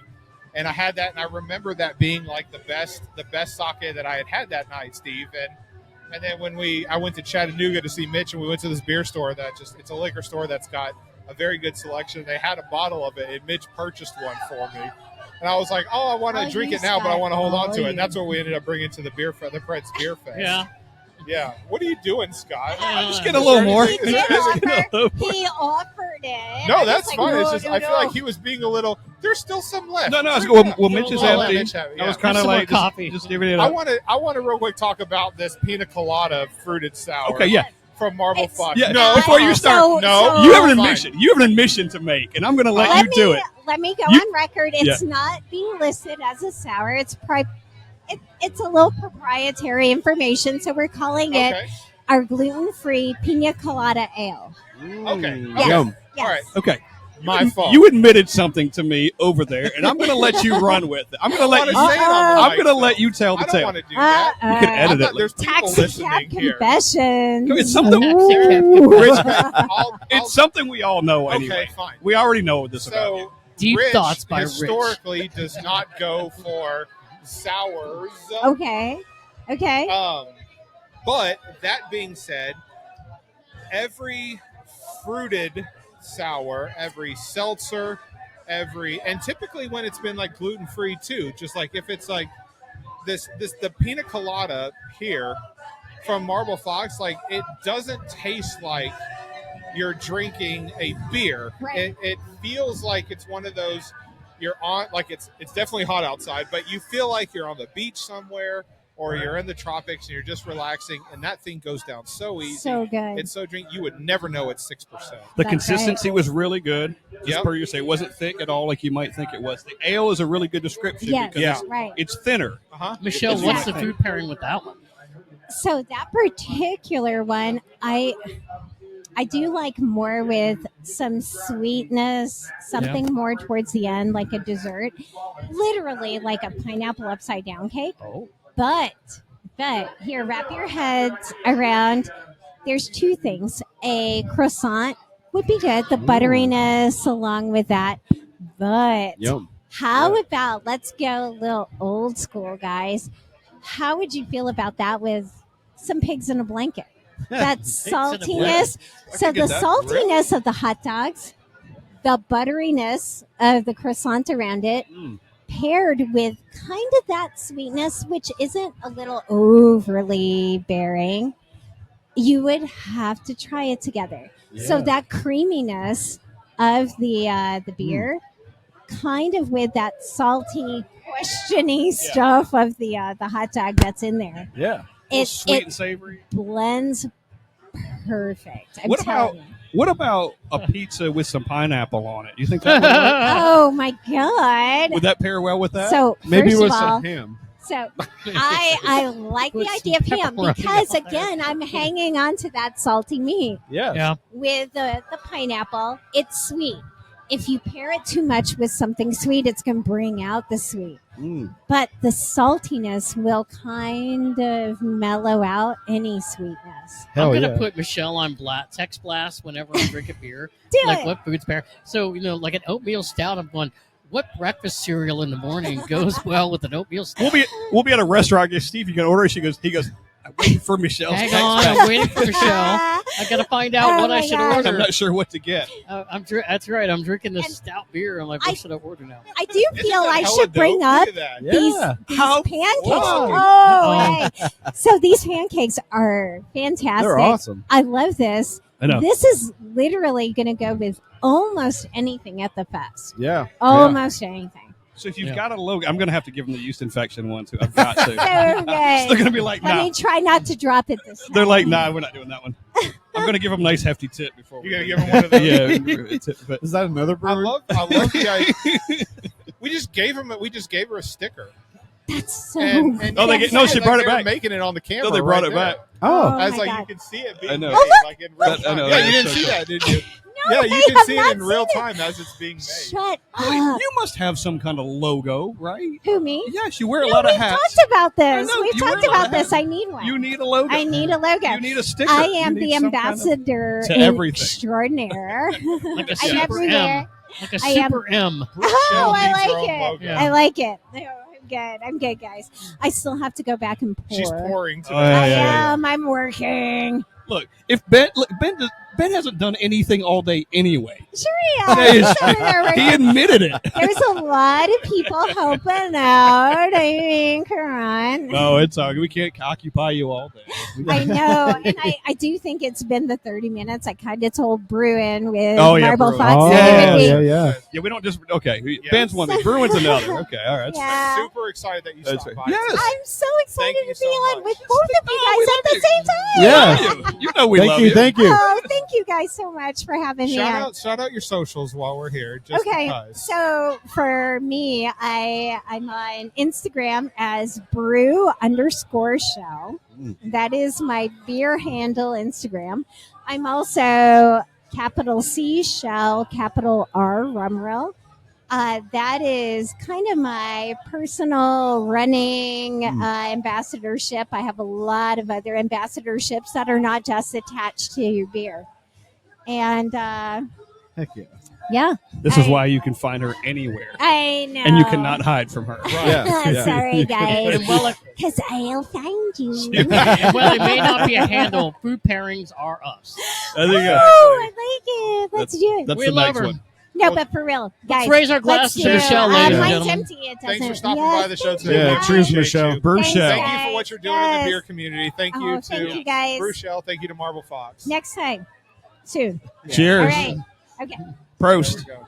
First, It's so cool to be able to see, like, you know, at the Common John Beer Festival, there's brewers that are showing up and there's volunteers that are here, but there's also like beer people in the community. There's Yes. ambassadors like Michelle. Yeah, There's yeah. just beer connoisseurs and people that love pairing beer and food and things like that. And it's cool to see them out in spades today. Guys, Yeah. are you just like Yeah. so comfortable just sitting at a Yeah. brew Oh, fest, yeah. just drinking beer, just people just talking about beer? It's Like, amazing. I mean, my God, Amazing. I don't have to know anything about it. It's like fuck. It's just part of my DNA at this point. it was funny when I made my debut Ooh. at Stokehouse, and then you guys were there the next day, Yeah. and I was talking to Chad, and he says, "We'll be on soon." He goes, "We'll be talking about the food pairings," and I'm like, you got me on the food pairings." Dude, hell yeah. Because I just think it's a great conversation. It's going to be good. You know, how many people think about drinking beer and then you're going, Oh, you know yeah. what? I Dude. think Stephen and Mitch might agree with this. Or Oh, yeah. Tenfold was the one that caught our attention on that, don't you think? Yeah. In this city, like originally, I believe it, Tenfold, yeah. it was like Yeah. Tenfold, and then beer, and then it was Yeah. on the menu, and it was like, hey, with this dish goes well with this thing, and then I go, holy shit, that's a thing. Yeah. It is. And we had on the other day, upcoming podcast, Great Lakes Brewing out of Cleveland. No Bring way. Great Lakes to Tennessee. Hell yeah. But they There's do a petition. on the petition. Sign it, people. I've signed it. Yeah, thank you. On their website. They Oh, on their have- website. On their Oh, website. shoot. I may not have signed that one. No, I was going to say on their website, you can go on their website and look at their beers, and it'll also have a recommendation for brew pairings. Oh, Yeah. man. Good. Because I asked Good on them, them. because I Holy asked the guy shit. that Michael Williams we had on the other day, I was asking him, like, their Oktoberfest, like, what's the Yeah. food pairing for that? And, Dude. you know, yeah. I mean, And they there's- also use their beers in recipes. Yeah. What? Yeah, they're like, hey, you want to make Like a a chili? Like their Christmas ale, you probably had their Christmas ale. I probably have. That's one of those things where it's got a little spices in it. Uh-huh. Like it's good for like chili or Yes. making a barbecue sauce or something with wings. Like there's like shit ton of stuff. Yeah. But isn't that when you hear people that roast, Mm. like roast beef or not roast beef, but maybe hot dogs and stuff Yeah. like that, and brats, and they'll add beer to the recipe. Oh, absolutely. Yeah. Maybe back in the day when we didn't know any better, Mm. we would put some of the domestics in there. Probably wouldn't do that much anymore. Yeah. I mean, I'm not a stranger to putting a whatever domestics on hand into a boil or a steam or something. Yeah. Just to add a little bit of flavor and hopes, like fingers crossed. But if you're making a stew, absolutely. Like even Coca-Cola has been used for like pot Sure. roast and whatnot. But I prefer a lager or something to that effect. Maybe not a stout. There's too many adjuncts Yeah. typically. I don't want all that in it. But Right. a good lager or a darker beer like an amber or something, any kind of flavor you want to impart into it, it'd be a good match. Yeah, if you're doing brats, like I'll beer broil some Yeah, that's brats, what I and mean. that's Oh, good yeah. for like a Miller Lite or something, or Dude. just to kind of get some flavor in there. But then, like a lot of people will use like a Guinness in like a chili or a stew absolutely, or yeah. something, Yeah. just to kind of put that in there. Like Irish stew, put Guinness in there. Oh, dude, you're speaking my language now. Oh, ladies and gentlemen, He brought his own He drinks. came prepared. So we Look at went. What happened hold to on. our arm? If Chad's good with holding it, Did she give this to you? yeah. Oh, okay. I don't know where the arm went. We had an I was arm. down here. Oh, okay. She ripped it off. She So- also had that strength. They were holding it, so I just it came off. I just didn't want to Yeah, I don't no, know. that's totally cool. So we have to stay in the moment here because we have Chad from Stokehouse, This guy doesn't. He doesn't God. need it. and we just Oh. had Right. Michelle on talking about food pairings, and Yeah. Chad is big on the food pairings. Chad, He's we pulling had out- your fest beer today. I want to know what food is good with your fest beer. You want to talk about a guy that can pair food and Anything. beer in Nashville? All What food is it? is good with the I love it. I love it. Thank you, sir. Thanks for coming out tonight. He said, if you're eating food, open a fest beer. Yeah, exactly. Tis the season. Chad came correct, by the way. Thanks for being here, buddy. Of course. The guy brought beers. Wouldn't miss it. No introduction, but just in case, Chad from Stokehouse Brewery. That's right. Yeah. It's man of like the fest hour. beer season, It's like putting up a Christmas tree. It's It fest beer doesn't season. matter. It doesn't really matter like what food you're eating around a Christmas tree. Yeah. You're opening up the presents, right? Just like with your fest beer. Just like I'm doing right now. They're not labeled yet because it hasn't officially 'Cause dropped yet. It's that damn new. No. Also, I do not have labels. Believe it or not, running a business is more than just brewing beer, and sometimes you lose track of time, and then you're like, You do?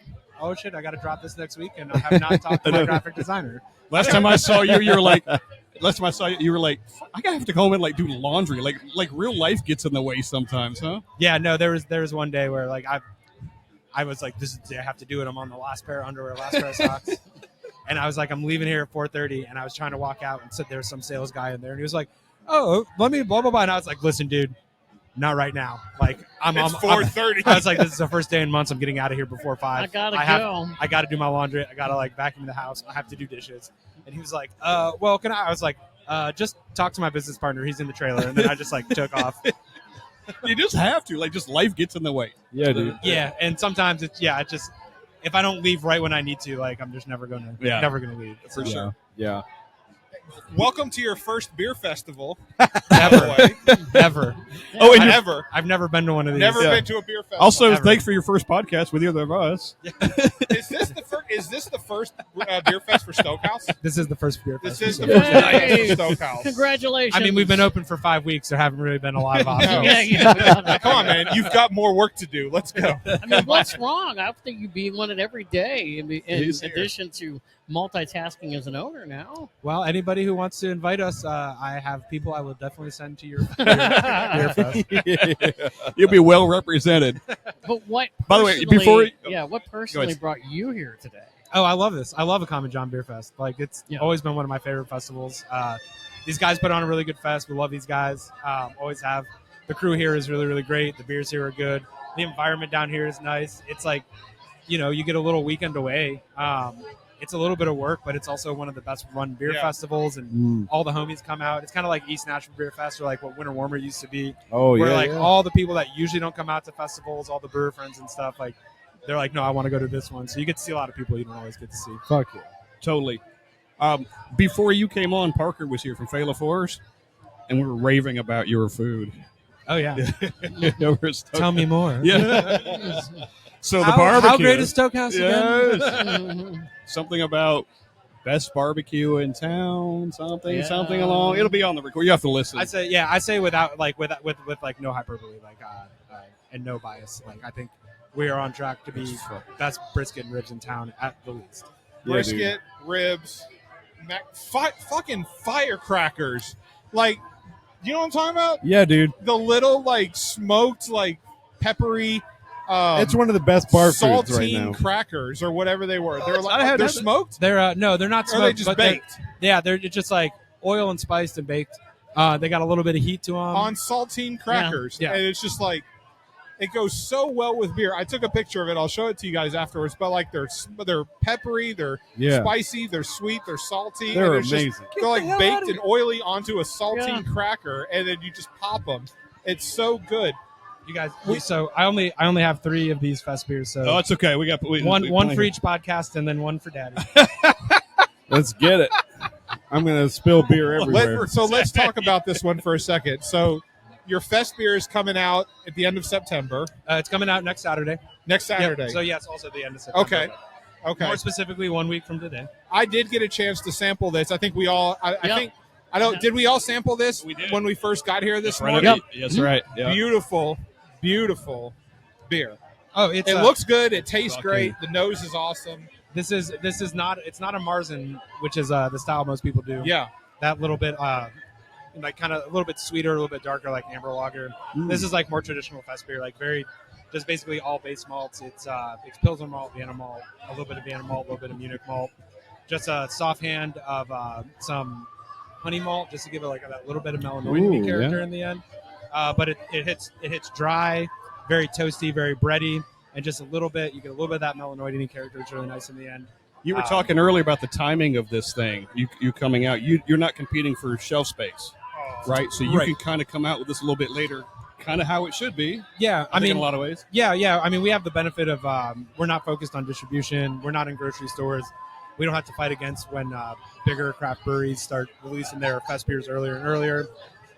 When you're in that situation, you don't want people to get kind of exhausted of fest beers before yours comes out. So you got to kind of be up on when the big guys are doing it. We don't have to worry about that, so we can kind of come out with it in a more, what a lot of people see as a more appropriate time to drop it. And this year we're going to be doing, Mike's going to be doing homemade brats. So we'll have like a brat, sauerkraut, German potato salad plate. Because, we always have that German potato salad. Yum. So we'll be able to also have like a fun little, just like a little party. Nothing big, but have our own little celebration. Dude. And we do have to say the Mike that you're referring to is your partner in crime who is not here today, right? No. Somebody has to work that trail.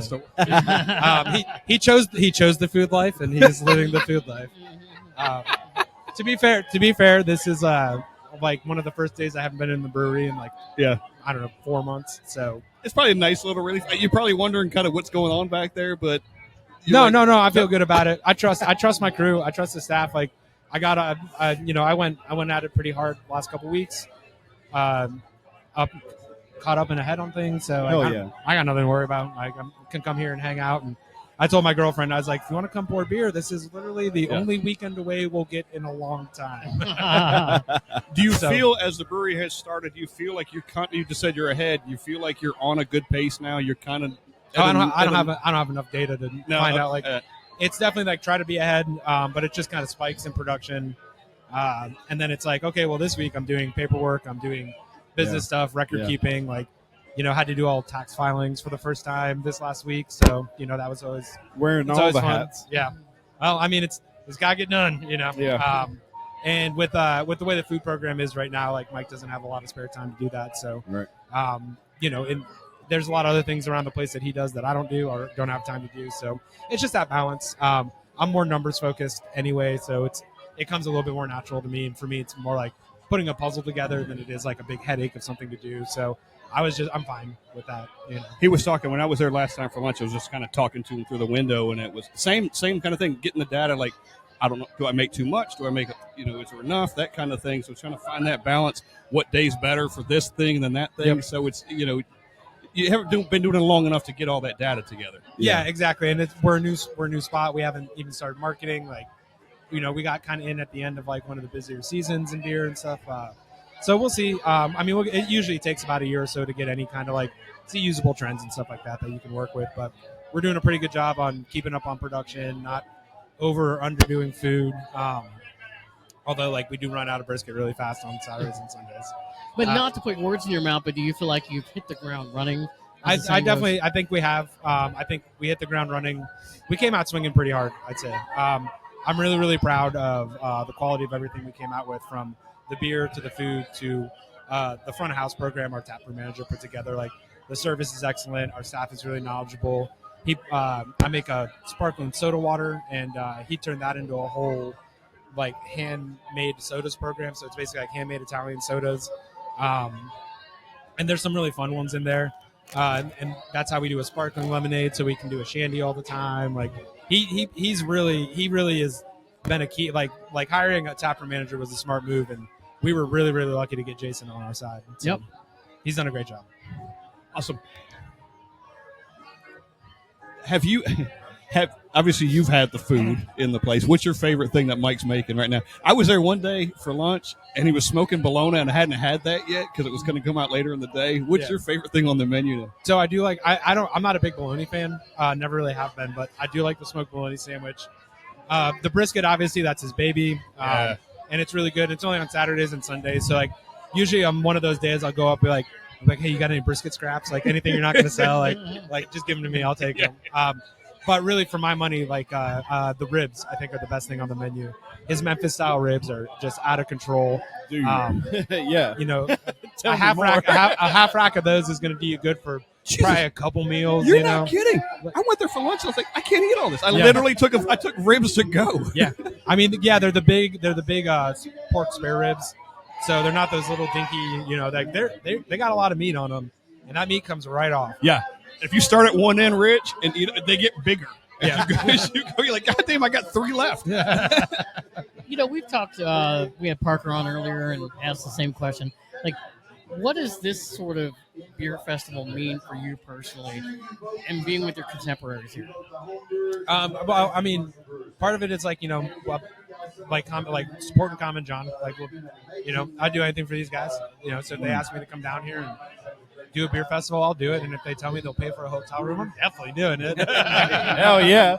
But it's also good. It's like, it's kind of fun to have a festival like this where, like I was saying earlier, you get to see a lot of the homies you don't always get to see, and get to come out like with our own brand for the first time and come out at this festival where we're with some of our, our favorite people, and we're all in a close quarters. Like, a lot of people come out to brew at the zoo, but it's so spread out, it's hard to hit everybody. Like this, we're all under the same tent pretty much. Or in a stone's throw of each other. Everyone gets here early, so we always have time to hang out. And then afterwards, the after party afterwards is always a lot of fun, and that's a lot of like camaraderie building and stuff. And I think like here at Common John, like, I mean, this is a destination fucking brewery. Like, absolutely. Like, I always tell people, like, if you're going down towards Manchester, you got to go to Common John. It's like a little piece of heaven. And so being able to you see everyone afterwards, party a little bit, just also with as much work as it's been, over the last,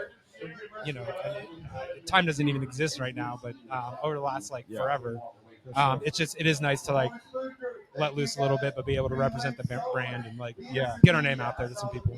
That's a good point. It's, and we were talking about this a little bit beforehand because you guys haven't. I think you mentioned you haven't been to a Common John beer fest before, right? But correct. It has evolved tremendously over the years. I mean, the first beer fest to the second one to the third to the last year's, and now this one, it's all differently. I do remember last year they had the tents, but early on in the initial years of the beer fest, home brewers were on one side, and then it was kind of, I don't know if there were many vendors there, but breweries were definitely spread out everywhere. And if the brewery brought a tent, then there was shade. Beyond that, it was straight out in the sun. So putting everybody together. Like, you guys are definitely, like you said, Chad, you're in close quarters with each other, but like it's shady. It's in a good and bad way, but like it's shady back there, mainly because of Chad. But all the breweries are like next to each other, and you can just hop from brewery to brewery. And there's so much good beer, and you don't have to go very far. And the vendors are outside, kind of like in their own section out here. I didn't necessarily see the home brewers. I guess they're probably on the side. In the middle. Are they in the middle? Yeah, they're kind of in between. Okay.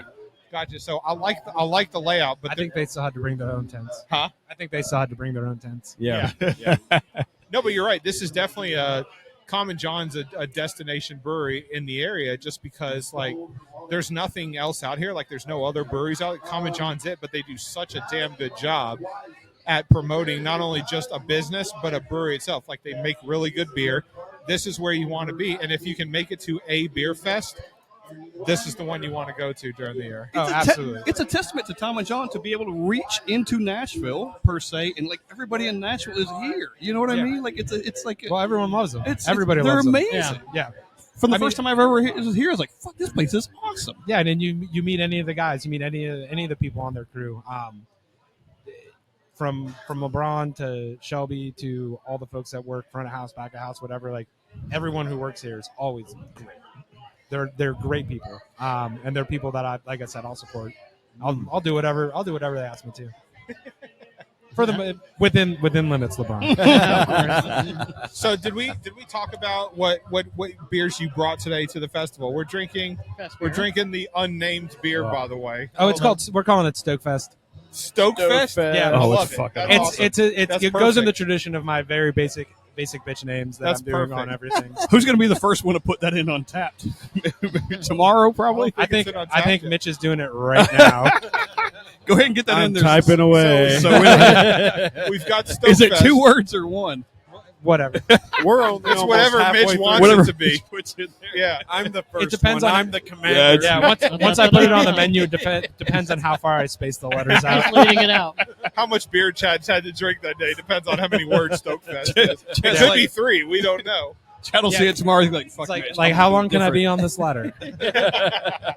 So what else you got? What else you got pouring today? Stokefest. So we're rolling some of the other year-round stuff. So we've got Premium, the hazy IPA, all Citra and Motueka. We've got Reserve, the West Coast, which is Citra, Idaho 7, Centennial, and Simcoe. We're rolling the Signature, which is our dark English ale that we use a soft hand to smoke malt. We smoke all the malt in the house. So it's Tennessee barley smoked on Tennessee hickory, which is pretty cool. And then we're rolling fest beer. Hell yeah! Your beers are, I would call them. I got a couple other special things in here. I got some stuff for the homies. So I sent Chad the picture that I created in Photoshop. For which one?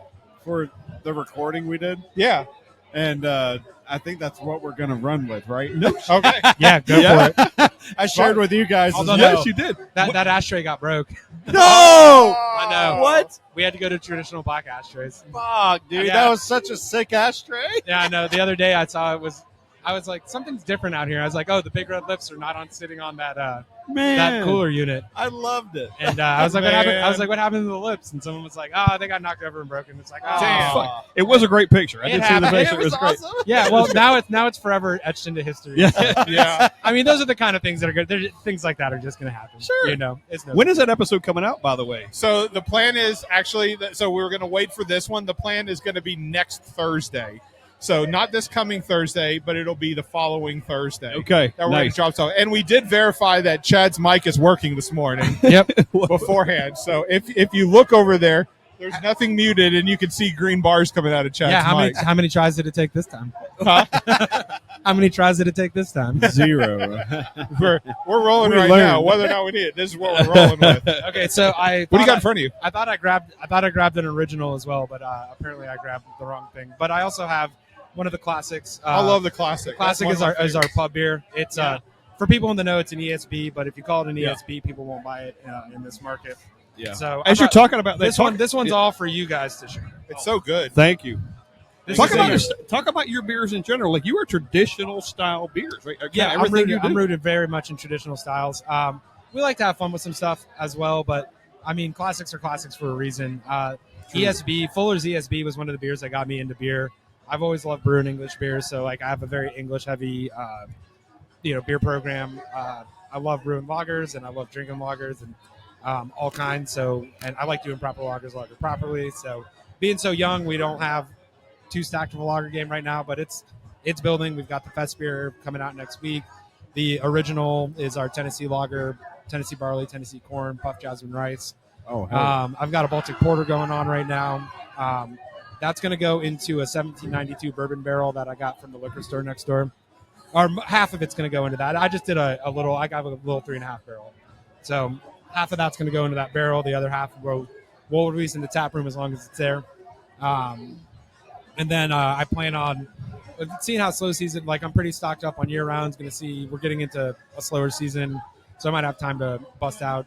But I love my German Pilsner, my Italian Pilsner, beers like that. So we'll get there. But a lot of, going to be crispy, refreshing beers, good to eat food with, things that aren't going to fill you up too much so you can eat more food and drink more beer. So kind of where we're at with it. Yeah. Is that not the trend of beer right now, too, craft beer? Just traditional styles? People are just loving traditional beers. I think we're starting to see that pendulum swing back that way. It's always kind of been my approach and the way I like to do it.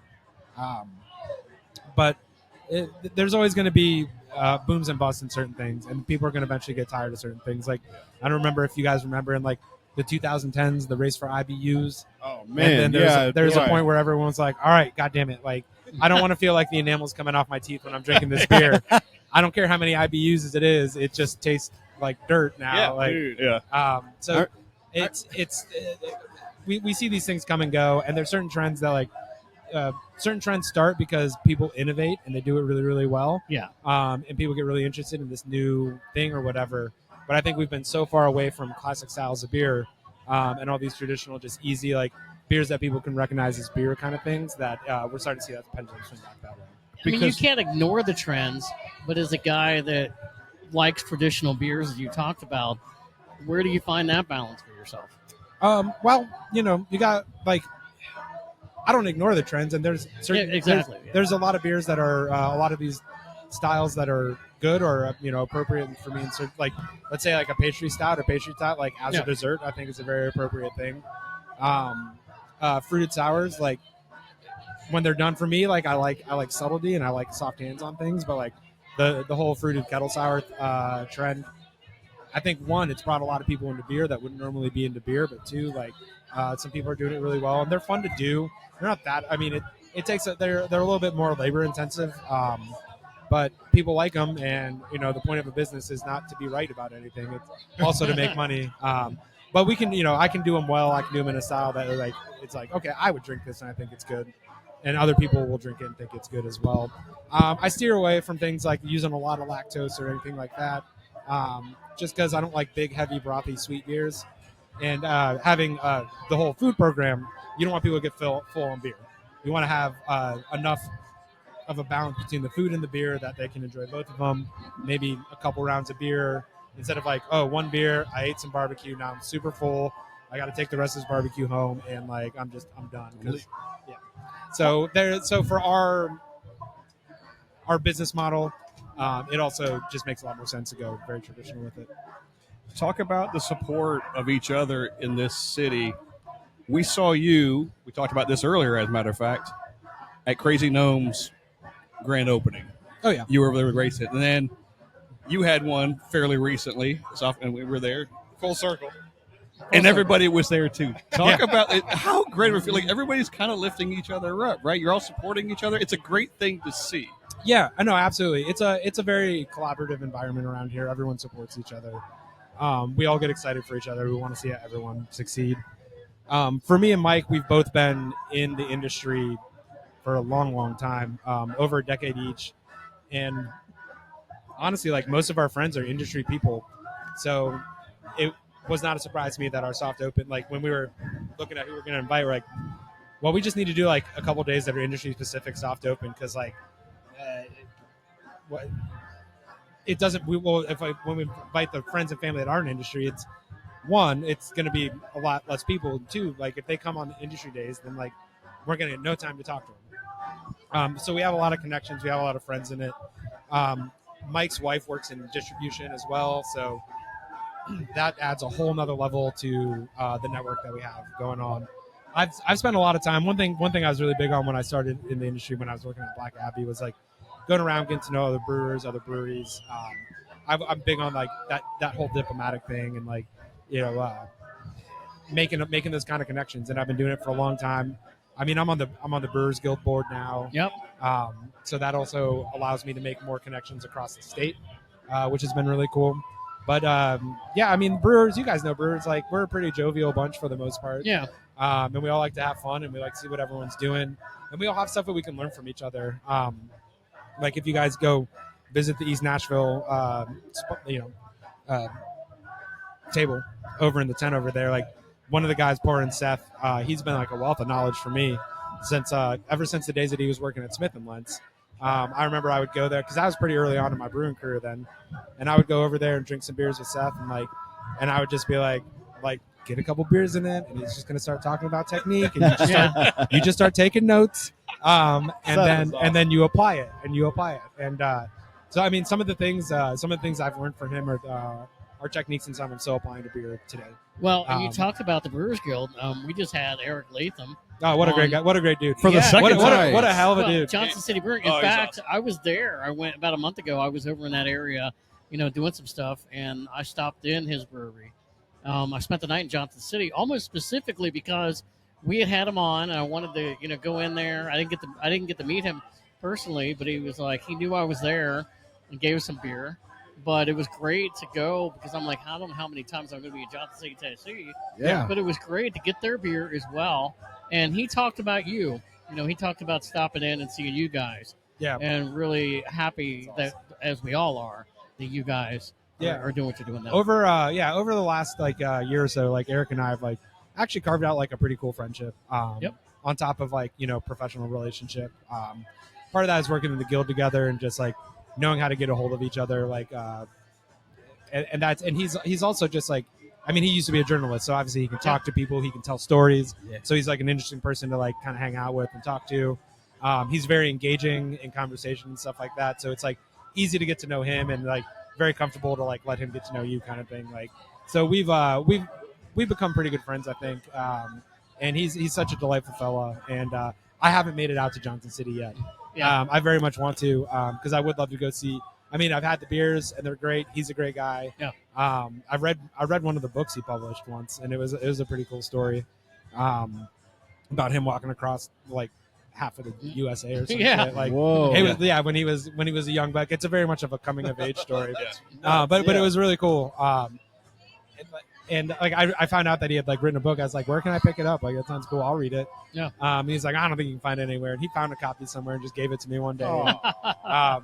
And I was like, this is cool. And I started reading it one night, and then next thing I knew, it was maybe 3.5 hours later, and I was like, well, I've only got a chapter left. I guess I'll just I'll power through this before I go to bed. It's one more episode, right? Yeah, pretty much. But he's such a giving guy. He's really generous. Yeah. He's such and he wears a lot of hats, and you wouldn't know it. And he's super smart. He's very business savvy as well. They're doing a lot of cool things with, getting into different locations out in Johnson City, and just kind of they're cornering that market out there. They're killing it. They're opening a third location out there. 3 locations in Johnson City. It's amazing. Yeah, exactly. I mean, and I'm so happy for them. Not many breweries can handle 3 locations. Most of us couldn't handle 2 locations. But because that's a whole nother level of it's a whole nother crew. It's a whole nother. You're running a whole nother business just under the same name. You know what I mean? And talking to him, if you guys ever talk to him, he wants success for you. He will tell you he wants you to do well. He'll ask you questions about yourself. He's really engaged. That's awesome. Yeah. That's what I love about the beer industry in general. I mean, it's just I haven't seen. Of course, we're not as probably on the inside as somebody like Chad or other breweries. But got that right. Huh? What? Said you got that right. Damn, Skippy. I'm just kidding. I'm inside AF. But it's cool to see collaborations happen between breweries, like you mentioned, Scott. When Crazy Gnome opens, years and years back, and where Chad is now with Stokehouse, and it's everybody came out there, and then when Stokehouse opened up shop, Crazy Gnome was there. Cyanide Cider was there. Like, everybody's collaborating. Everybody's working together. And I'm sure there's internal competition, and there's, like, you got to hit your numbers. You got to make a paycheck. You got to survive. But, like, I think back to, like, the COVID days when everybody was in lockdown, and it was just like people were trying to get it, even during the supply chain crisis, like 2022, people were trying to get malts, people were trying to get hops, and like breweries were, I remember stories, breweries were exchanging things. Yeah, man, I got a bag of malt, come get it. Like, yeah, I can get some. You mentioned the same thing, actually, when we were standing back in the old Tenfold days. Like, we're in the back, and like you guys were just exchanging. You were out of this, and you just called the homies up. Yep, and they were like, "Yeah, we got you. Come get it or whatever." And you bring something for them too. If somebody needs something and you got it and you can spare it, like you do. You know what I mean? It's not hard to do. You already have it on hand. Like, you'll get it back. Usually, a lot of times, it's like someone ordered a pallet and it's coming in late, and they just need they're like, "Oh, I need a bag. I've got it coming in on the pallet." It's like, "Yeah, dude, I'm not using it. Come by and get it, or I'll just go drop it off." Or like, when you get your pallet, you can come by, just drop the other one off. Like, whatever, it's fine. Does that exist today? Like, tell me that it still exists today. No. We all borrow shit from each other because, like, you can't always depend on deliveries to show up when they're supposed to. Right. You can't always depend on things being correct, like your pallet being correct or having. Most of the time it is, but sometimes mistakes happen, and you can't always depend on yourself to remember to order everything you need for the week. And sometimes you're like, okay, I'm short, like, and I need to brew this beer. Hey, hey, call up Mitch at East Nashville Brewers. Hey, man, you have a bag of Citra I can borrow? Like, I'll get you back in a week when mine come in. Right. Yeah, dude, of course. Man, Mitch is such a good guy. Other Mitch. Other Mitch. We're not talking about you. No, I accidentally ran into him thinking he was someone else at the last festival. Oh, man. Mitch had a few drinks. Put your hand on Yeah, dude. I walked up and I was just like, hey, man, nice he was jacket. rubbing his shoulders. And Hey, now. this guy turns around like, dude, he was a good sport. He rolled with it. Yeah. I was like, shit, I'm sorry. I don't know who you are. Little did you know you guys had the same name. And so it became known that we know another Mitch. Yeah. It's awesome. No, he's such a Mitch good actually, guy. Mitch organizes a whitewater rafting trip up on the Upper Gully every year, and it's usually a lot of brewers that go. I went for a couple years. That's and awesome. then started doing started getting this thing planned out, and then there was a point where I was like, I don't have time to do shit like that. Like, it's fun, but it's scary. It's fun, but yeah, he's a great guy, and he's one too that, like, if you ever need anything, he's one of the first people. It's like him, Will over at New Heights, are two of the first people I'll call, just because I'm like, well, one, it's like I know they'll probably have this thing that I'm looking for, and two, I know if they have it and they don't need it in the next couple of days, I know I can run by and get it. But that goes for like everyone around town. Southern Grist has always been very open about, like, hey, if you guys need anything, if you're ever out of anything, like, let us know. If we got it, we got you covered. Don't worry about it. Like, we get it back to us when you can, whatever. But everybody does it. I was going to start naming more and more breweries, and I'm like, I'm just going to name every single Everybody. I feel like it's more than just, hey, buddy, I'm going to do it for you. It's more like, high tide raises all boats kind of thing. We all want to survive, because if everybody survives in Nashville, all the breweries in town survive. It's a great thing for everyone. We as beer drinkers. I thought I was going to spill a beer. I thought it was a beer. It wasn't the beer. Don't worry. Right there, yeah. Is that how that stand got down there? But I want, Oh, my God. Yeah. But we love to bounce between breweries, and I want them all to be there when we do that. You know what I mean? So everybody needs to survive. Oh, shit. Chad's beating us in this sharing game, guys. Yeah, dogs. you want to talk about a man that comes prepared. We've got- I'll say that until the day. Okay, I so die. do you What do guys- you want? What do you want? There are bottles in my bag back there, Mitch. If you want to grab anything back there. Do you guys want to do the signature or the reserve next? Which was Reserve's our West Coast. Steve is on a West Coast IPA tour. All right, let's do that one. Let's do it. I know he's had and it. I haven't bought some, but it's I know good. he's had it. Let's do it. I don't care. You're still going to drink this one. That's what I said. No, I was going to say I've had some. It's really good. Here, give him first pour. All Give him right. first pour. Let Steve have the first pour. By the way, Chad, I don't know if you're into cigarillos or not, but I got a couple with your there name we on go. it if you want it. I love those cigarillos. Maybe That's a a little bit later. beautiful I think I cup. got something I can stuff in them. Those are good quick smokes, by the way, Mitch. Yeah, they are. I love it. This is the Westie. Thank you. This is the reserve. Yeah, actually, I got one for Daddy too. So The entire I forgot to bring my glass. So I'm the just gonna- entire stuff. He Oh, so refers you're to- just drinking cans beer straight out of the can, huh? He refers to himself. What a as bad problem to bad. have. He's just drinking 12-ounce cans as he's sitting here. I love the entire lineup of Stokehouse. Is just and you touched on this a little bit a couple weeks back, but like the simplicity of like the artwork in the can, like it just resembles this like dad's refrigerator, like dad's beer fridge that's out in the garage. You're working on a car, you're doing lawn work or whatever, you just need a beer and you go and you open that fridge and it's looking at you right in the face. The simplicity, but like the cans pop, like they stand out from anything that you would have that's in your fridge, but it kind of gives like this like dad's garage vibe to it. Yeah. I always tell people dad's fridge is very much on brand for us. And that's kind of where we wanted. We kind of wanted to just like going for classic styles and things like that, like taking the complexity out of the names and out of designs and stuff. Like even though like we do have some intricate designs, especially when you look closer at some of the labels, but they're very straightforward, very attractive, very eye-catching, and the names are simple. They reflect kind of what we're trying to do is going back to that traditional sense of like not just the brew pub with like beer and barbecue, like beer and meat, like what can be more simple than that, but those traditional styles. And also I've been for 11 12 years now I've been coming up with dumb fucking pun names for years. And I'm about out. I'm out. Like I don't have any more ideas. Hey, should Reserve? Should Dad's Fridge Beer be the name of another beer? Daddy's. It might. I want it. That's what I want to. That's what I want to call our to-go cooler. Is Dad's Fridge. There you go. That'd be so cool. So when I have more sign money, put that above your cooler. But maybe that in the budget. Maybe to get sign, maybe to raise sign money, I will name German Pilsner Dad's Fridge. I love it. Hey, talk about your logo for a minute, and I've asked you twice because when you told me the second time, I remember that I'd asked you the first time. So yeah, talk about that logo. That's a really cool logo. Yeah, so it resembles a flame, and it's got the initials in the middle of it. Again, it's very simple. It's line art, but it comes. It definitely reflects the brand and.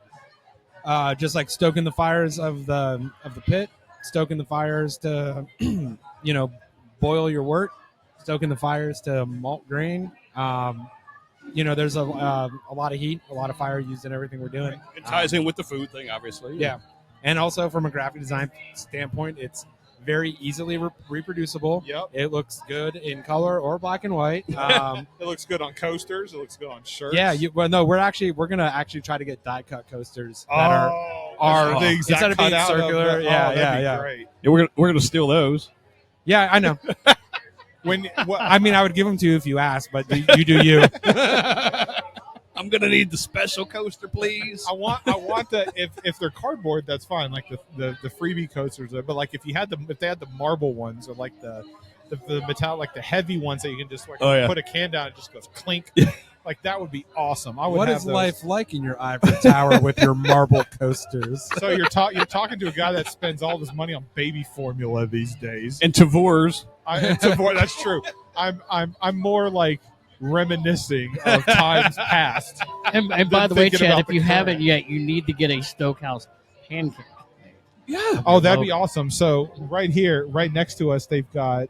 You got a sticker on you? The Joy of Pancakes. So these right here, actually, these are pancakes that they handmade for us with our logos on. That's wild. Give them a sticker, they'll do it. Insane to be able to get a pancake that you could preserve. I mean, the fly loves the pancake. Fuck the fly. Get the fly. Fuck that fly. Shoe fly. There's a song in there. We're outside, so we're in his world right now. Yeah, that's true. We're outside with pancakes and sticky sweet beers. No, we're in John's world. This isn't the fly's world. This is Common John's That's right. world. They can have anything around the fenced-in area out there. This is our space. Don't take away from that. No, that fly ain't hearing you. No, he don't care. He really don't care. We're trying to preserve those pancakes, and that goddamn fly's eating it. The reserve. So I'm a big fan of this. The reserve is like, I oftentimes like when people are making, especially here in Nashville, like there's West Coasts and then there's like what people think West Coast should be, and they try to go over the top with hops. They try to go over the top with IBUs. They try to peel your face off. But like that's not necessarily always the point of a West Coast IPA. Like sometimes you just want something dank and bitter, but like it's something that's easy to drink. I like the reserve because it doesn't go like the point is not to peel your face off with what you said was IBUs are a fake number anyway. Right. Yeah. So, Steve, in your West Coast IPA tour, Yes. how was this in compare? Not even a rating, just how is compares into like what Rich just said? Like, is it bitter or less bitter? Does it peel your face off compared to some of the others? Like, It definitely doesn't peel my face off. no, Still has his No. face. it is. No. His No, face is still in. My I fa- see my, it. my face is still here. Yeah. Thank you. Say It's that lovely. louder. Say that louder for my insurance company. His face is still intact. No My faces face are is being still peeled here. today. The beer, the West Coast IPA that he has, is absolutely fantastic Yes. It's Super it is good. for quite insurance lovely. purposes too, right? No, that's for sales purposes. This was definitely one of the 6-pack, and I appreciate the 6-packs, by the way. Like, you know, a lot of people are moving to the, and that's fine. If you want to do the 16-ounce cans and the 4-packs, that's fine. But like, there was something cool about walking out the door with like 6-packs of craft beer, and you don't see that too much anymore because everybody's moving towards the tall boy. You said it the minute you walked out that day when we were there for the soft opening. Did I say that? You said it that day. You were like, "This is fucking cool." You love the traditional styles. You yeah. love the 12-ounce 6-pack thing. Yeah, Yeah, you said it's it. such a cool concept. Well, originally when we were talking about when we were doing the business plan and stuff, we were talking about pint cans because that was kind of what we were used to, and you know, pound and a pounder or whatever. And then we kind of discussed like, okay, what about maybe thinking about like 6-packs? And we talked about this, you know, traditional stuff, Dad's fridge, and I also realized like with a pint can, like, you know, eventually it gets warm. You get down to the bottom of it, and it gets warm. It's been sitting out a little bit, because I don't drink as fast as I used to these days. And then I realized I was at the grocery store a few times at the grocery store, and I was like, okay, like when I'm buying beer at the grocery store, what am I going for? I'm going for a 6-pack. were you of looking for something. Sixers? I'm not getting a 4-pack of Tall Boys or anything like that. Like I'm getting a 6-pack. I love having like those 12-ounce cans. It's a little bit less of a commitment, but you know, so thinking about it more and more, and we talked about it. We're like, yeah, let's just do 12-ounce. Let's do that. Let's go with it. Gold tops, of course, have always been part of because the gold tops are sick. Like that's so cool. They just look Yeah. cool. That's the only reason. They just look fucking rad. It's very traditional, yeah. You know, you're right. When I go buy singles and buy a mixed single pack like at Main Street or something, and if I get a 12-ounce and I get it home, that's the first one I'm drinking. Like I could kill that one. That one's gone. Like it's Right. gone. I'm checking it Right. in. It's gone.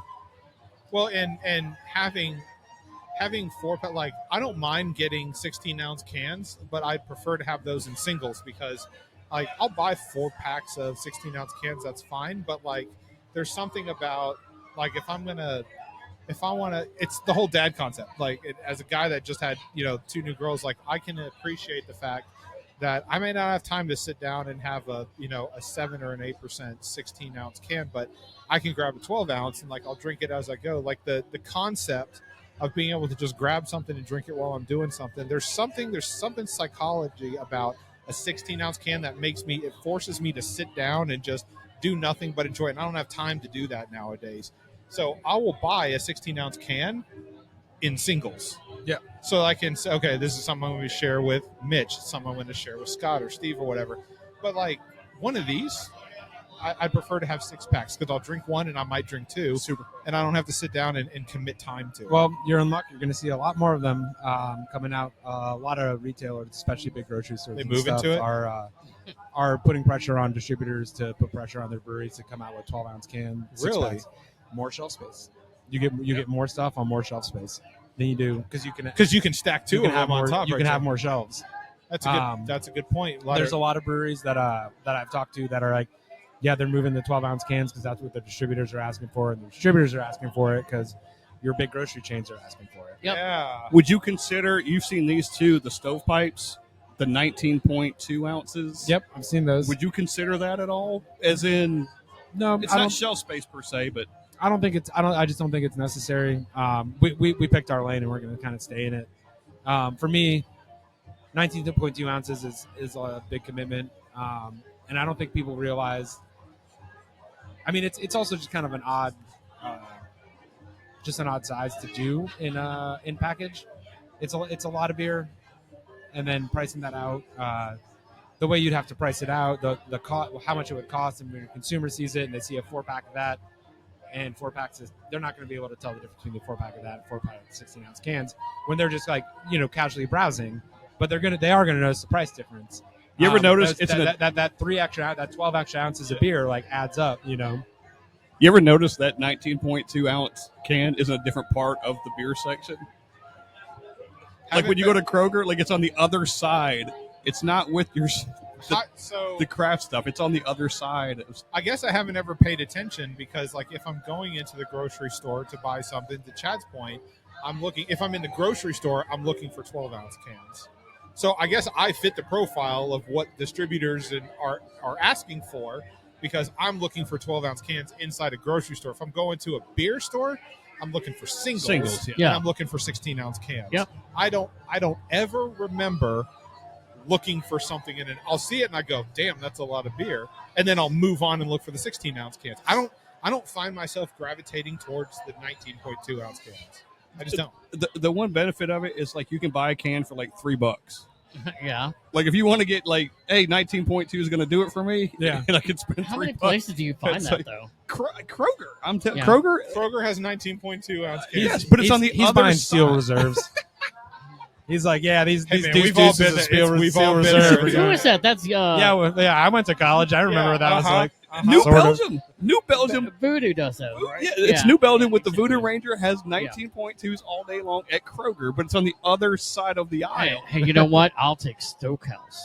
Which I'm going to take Stokehouse. Just saying. I don't think you're going to find them in 19.2. I know, but I'm just saying. I don't want you to go to 19.2 for the No, but you can we're doing a buy comparison. all Stokehouse packaged beers right at the location at 948 Main Street. We also have barbecue, and it's great. It's fantastic. God, the brisket there is amazing. Oh my God! And the mac and cheese is so great.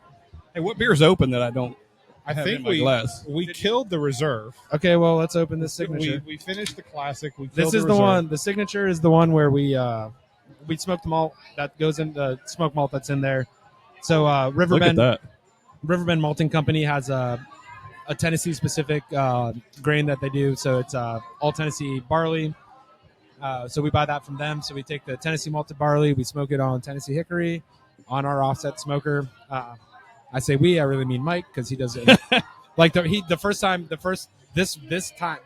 beer right here that we're drinking was the first time he ever smoked malt. And when he brought it to me, I was like, dude, you nailed this. This is like, I was like, this smells and tastes perfect. Like, I'm going to use it in the beer. Like, I think it's going to translate well. And he just like, he had never done it before. And he just like knocked it out of the freaking park.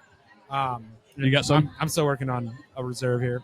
I got a long day to go, so can't drink that fast. It's a marathon. It's not a sprint. That's correct.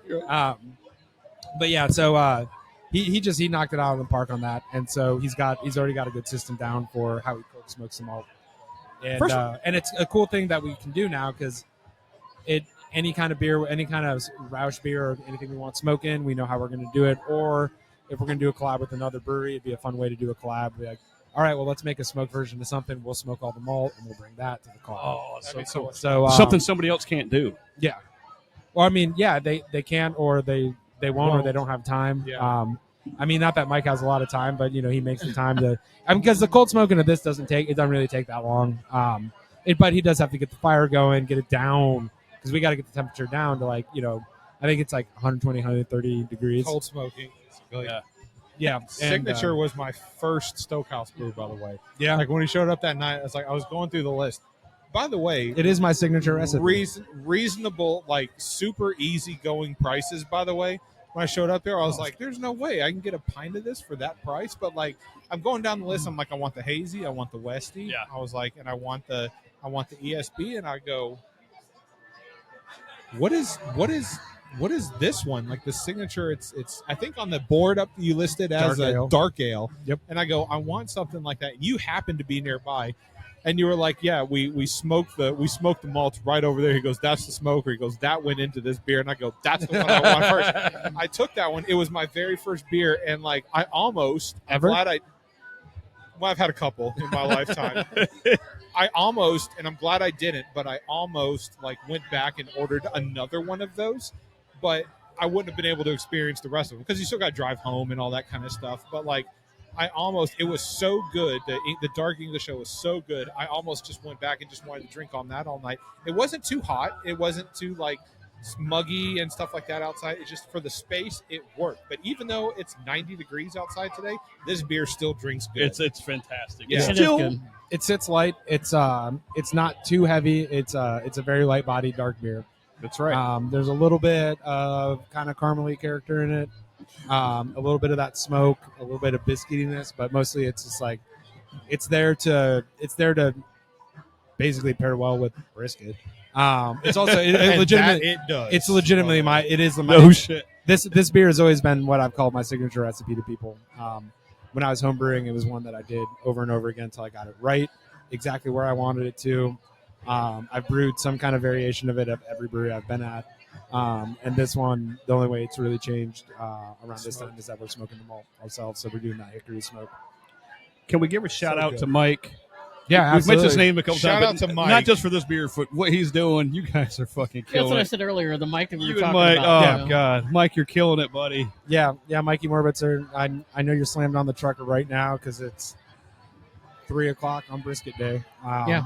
But Chad just over here sitting. No, he's just drinking beer. Yeah. Yeah, I asked him a few weeks Well, ago. I'm promoting the business. Thank you very much. when Chad's working too. He's really Scott. Chad's out here yes, working yes, he too. is. Yes, he It's is. called networking, and it's what professionals do. It's professional. Somebody's got it. when I came out a couple of weeks ago and saw you guys, I asked him, I'm like, "Are you going to be there?" And he's like, "No." And, you came over, probably talked to me for like a half hour, and I'm like, "I know you got a brew," I was like, "Oh." Still cutting up the top. It's the price you got to pay, right? You got to come all the way out here. It's for the business. It's an easy price to pay. Another reason I like doing beer festivals put on by brewers is because they pay for beer. There you go.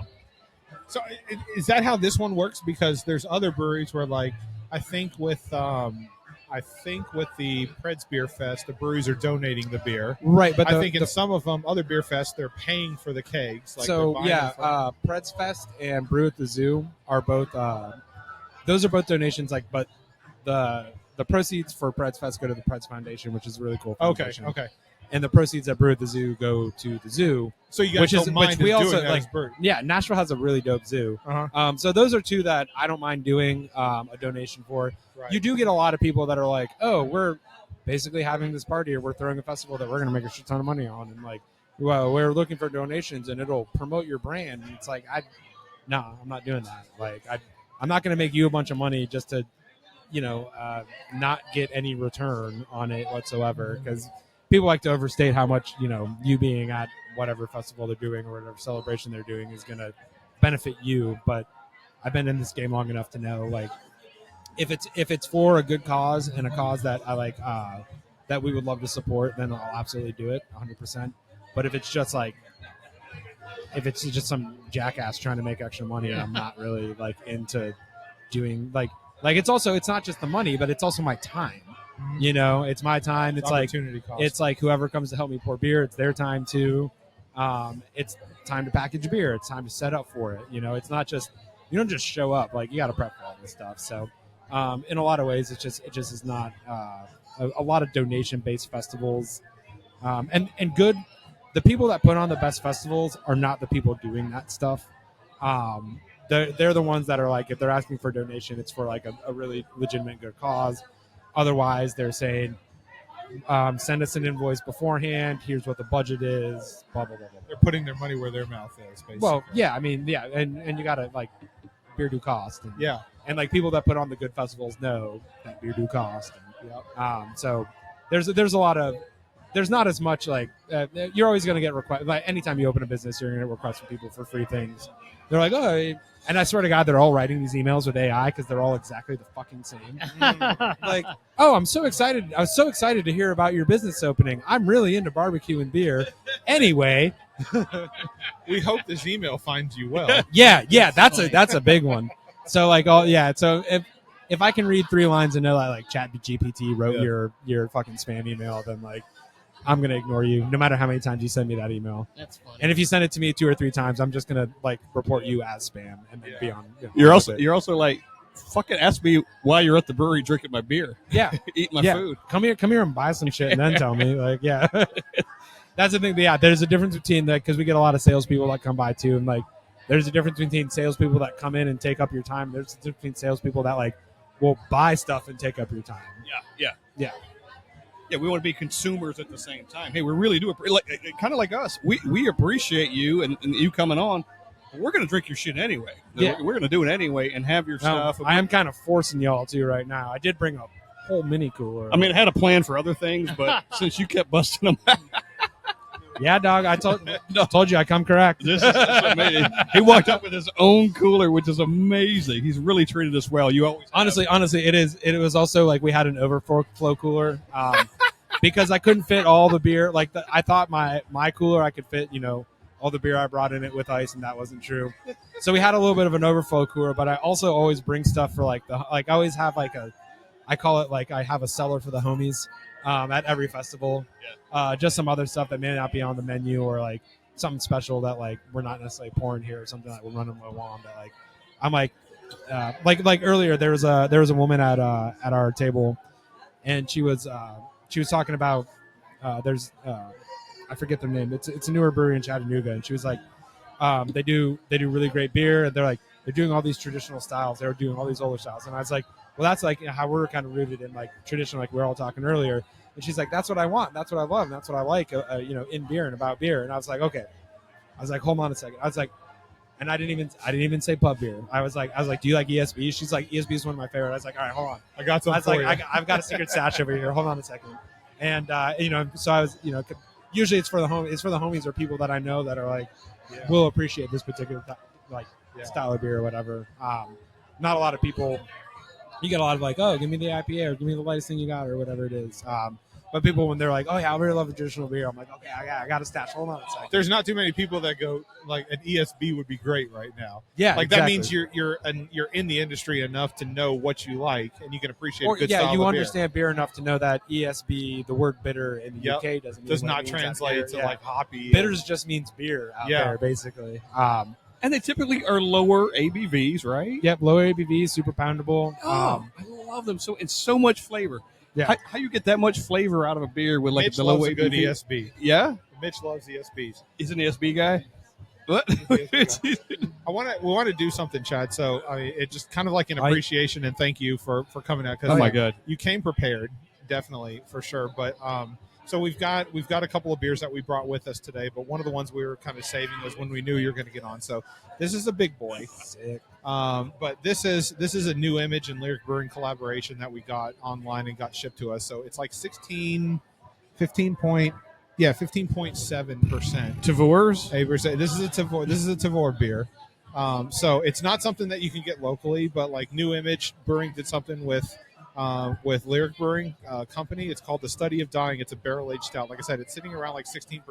It's not something that somebody like me could sit there and probably even share. Mitch and I would probably drink this thing and be on our asses beforehand. But we figured if Chad was here, this is something that we could share with him too. So if you're good with it, we want to kind of pour it up. I figured 5 ways we could split it. Here's your cup, by the way, Chad. That thing. Good. You want to talk about something that pours like fucking motor oil. Good freaking Lord. We'll start there and we'll that see is where unprocessed we go from motor oil. That just came straight from the ground. It's literally lacing this plastic glass. Holy shit! I mean, look at that. This one might be heavier than the Martin House. That glass will never be. The inside of that glass will never be white again. No.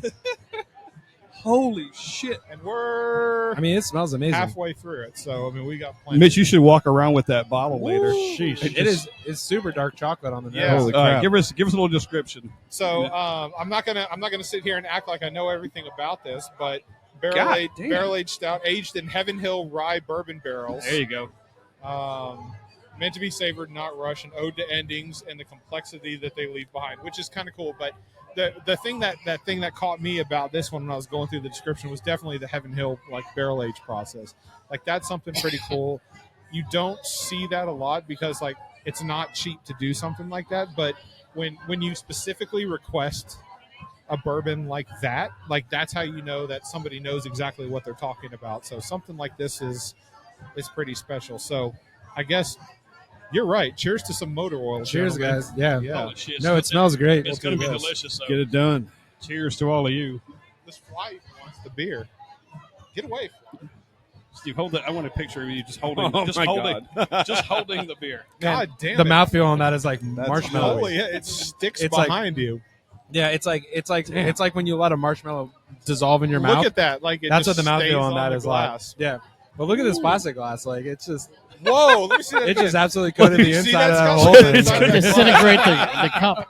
It's got some Mitch, legs. look at what's leaving behind there in the glass. Like that thing. It's gonna eat through the glass or the cup. I won't be in there that long. That's what's gonna go That's inside. what I like. That's my Chad right there. That's my man. It's not gonna be in there that long. Don't worry about it. No, this is really good. Chocolatey, like it's again that marshmallowy texture. Like get a little bit of that pepperiness out of the rye. That's nice. Really That nice, is- like a bunch of vanilla Ooh. from the oak. Like yeah, That's nice and sweet. that is not an everyday beer. That is special. That's That something is not super an everyday special. That's beer. heavy, and that's No. not something. Me as a big dude, like I feel like I could not. If it was colder, maybe I could drink it a little bit faster. But it's right at the right temperature where it needs to be for this style of beer. This is a sipping beer. It's a sipping beer. This is not something. Hey, It's a sipping beer. I it's was a drinking out stout of the bottle. summer. It's got a little Let's graham go. crackery. You got a little graham crackery thing going Graham on in cracker. it too. Yeah, I get that. I definitely get that. We're gonna have to eliminate that bottle before we leave because For sure. whether it's us or If I honestly, I will help because I know Lindsay will definitely want to try. Yeah. some. Okay, Yeah. for sure. I mean, I think- I'll take it to her in this glass since we've already ruined it. Okay. Well, we've got plenty more. So pour what you want in there and then take it back to it. There you go. guys, I have there's been background music the whole time, and when fucking Rocky Top shows up, God damn it! Uh-oh. Oh, Mitch, dog, dude. dude. Dude, Boo. Damn it! Right on the all over the swag. stickers. Damn. The stickers got flavor now. Now we can't sell them. Call hazmat. You know what? That's actually, it's also, that beer is spreading out on the table a lot slower than a normal beer would. Honestly, you're not wrong. Like, Yeah, the it thing was just like, puddled and it just I was stayed like, there. I was like, yeah, is it even moving? Like, do we It's need to not. rush to get a towel? No, we've got time. Oh, which by the way, I got. Look at Chad. You guys can have that one. You don't want that one back? My gift to you. Chad, man, I have plenty. This. By the way, this is an experience, man. To be able to sit down with people like you guys in the industry is always a fun time. And at Common John Beer Fest too, it's like, and I've said it before, and I'll keep saying it. Like the Common John Beer Festival is the beer festival of the year to go to, especially in the area, because number one, like you don't have to travel to Nashville in order to get. So you don't have to fight a bunch of like I don't. You have to fight to leave Nashville, I'm sure, but it's out here. There's not a lot of traffic, but it's so open. And to have, all the great breweries here and home brewers and vendors and things like that, like this is the place Tons to of be on a parking. Saturday. Huh? Tons of parking, Has unlike parking. Nashville. You don't have to pay for parking here. You don't have to paying pay for parking. No. A ton of parking. Oh, Rich, when I picked Steve up, it was like, and you never see this in Nashville. 40 miles, 40 minutes. I That was never it. see that. No I traffic. never see that. No traffic. It's usually 40 miles, 185 minutes. That's when you start doing the math in your head, and you're like, if I go 3 miles an hour, I'll get there tomorrow. That's about the average. We were on pace. I was like, this was pretty fucking cool. That's how it should be. Yeah, absolutely. So this is an experience, man. We appreciate you you coming on. I appreciate you guys. Cheers to you, man. Yeah, It's absolutely. nice, the craft beer is the thing is the beast it's become, but it's all the beer nerds and the people like you that are always been the foundation and the core of like the reason that we do what we do and the reason that we're able to do what we do. So like, cheers to you guys as well. Well, thank you. Thank you for saying that. It's cyclical because if you don't do it, we don't exist. We don't without have a them. thing. Exactly. So we need you guys to keep doing what you're doing, and God damn, you're doing a good job. Yeah. Well, and on that note, come by Stokehouse Brewing and Barbecue, 948 Main Street in East Nashville. Great place. Open We love it. Open at 11 o'clock Wednesdays through Sundays. Cheers. Thanks, guys. If you're scared to come along, we'll come with you. There we go. So cool, man. I love the concept. It's so good. Chad is always great. Having Chad, just even in person, talking with Chad, like virtually, in person, whatever. Oh, he's got the microphone with him there too. We're gonna take a break and then we'll be right back. Oh, yeah.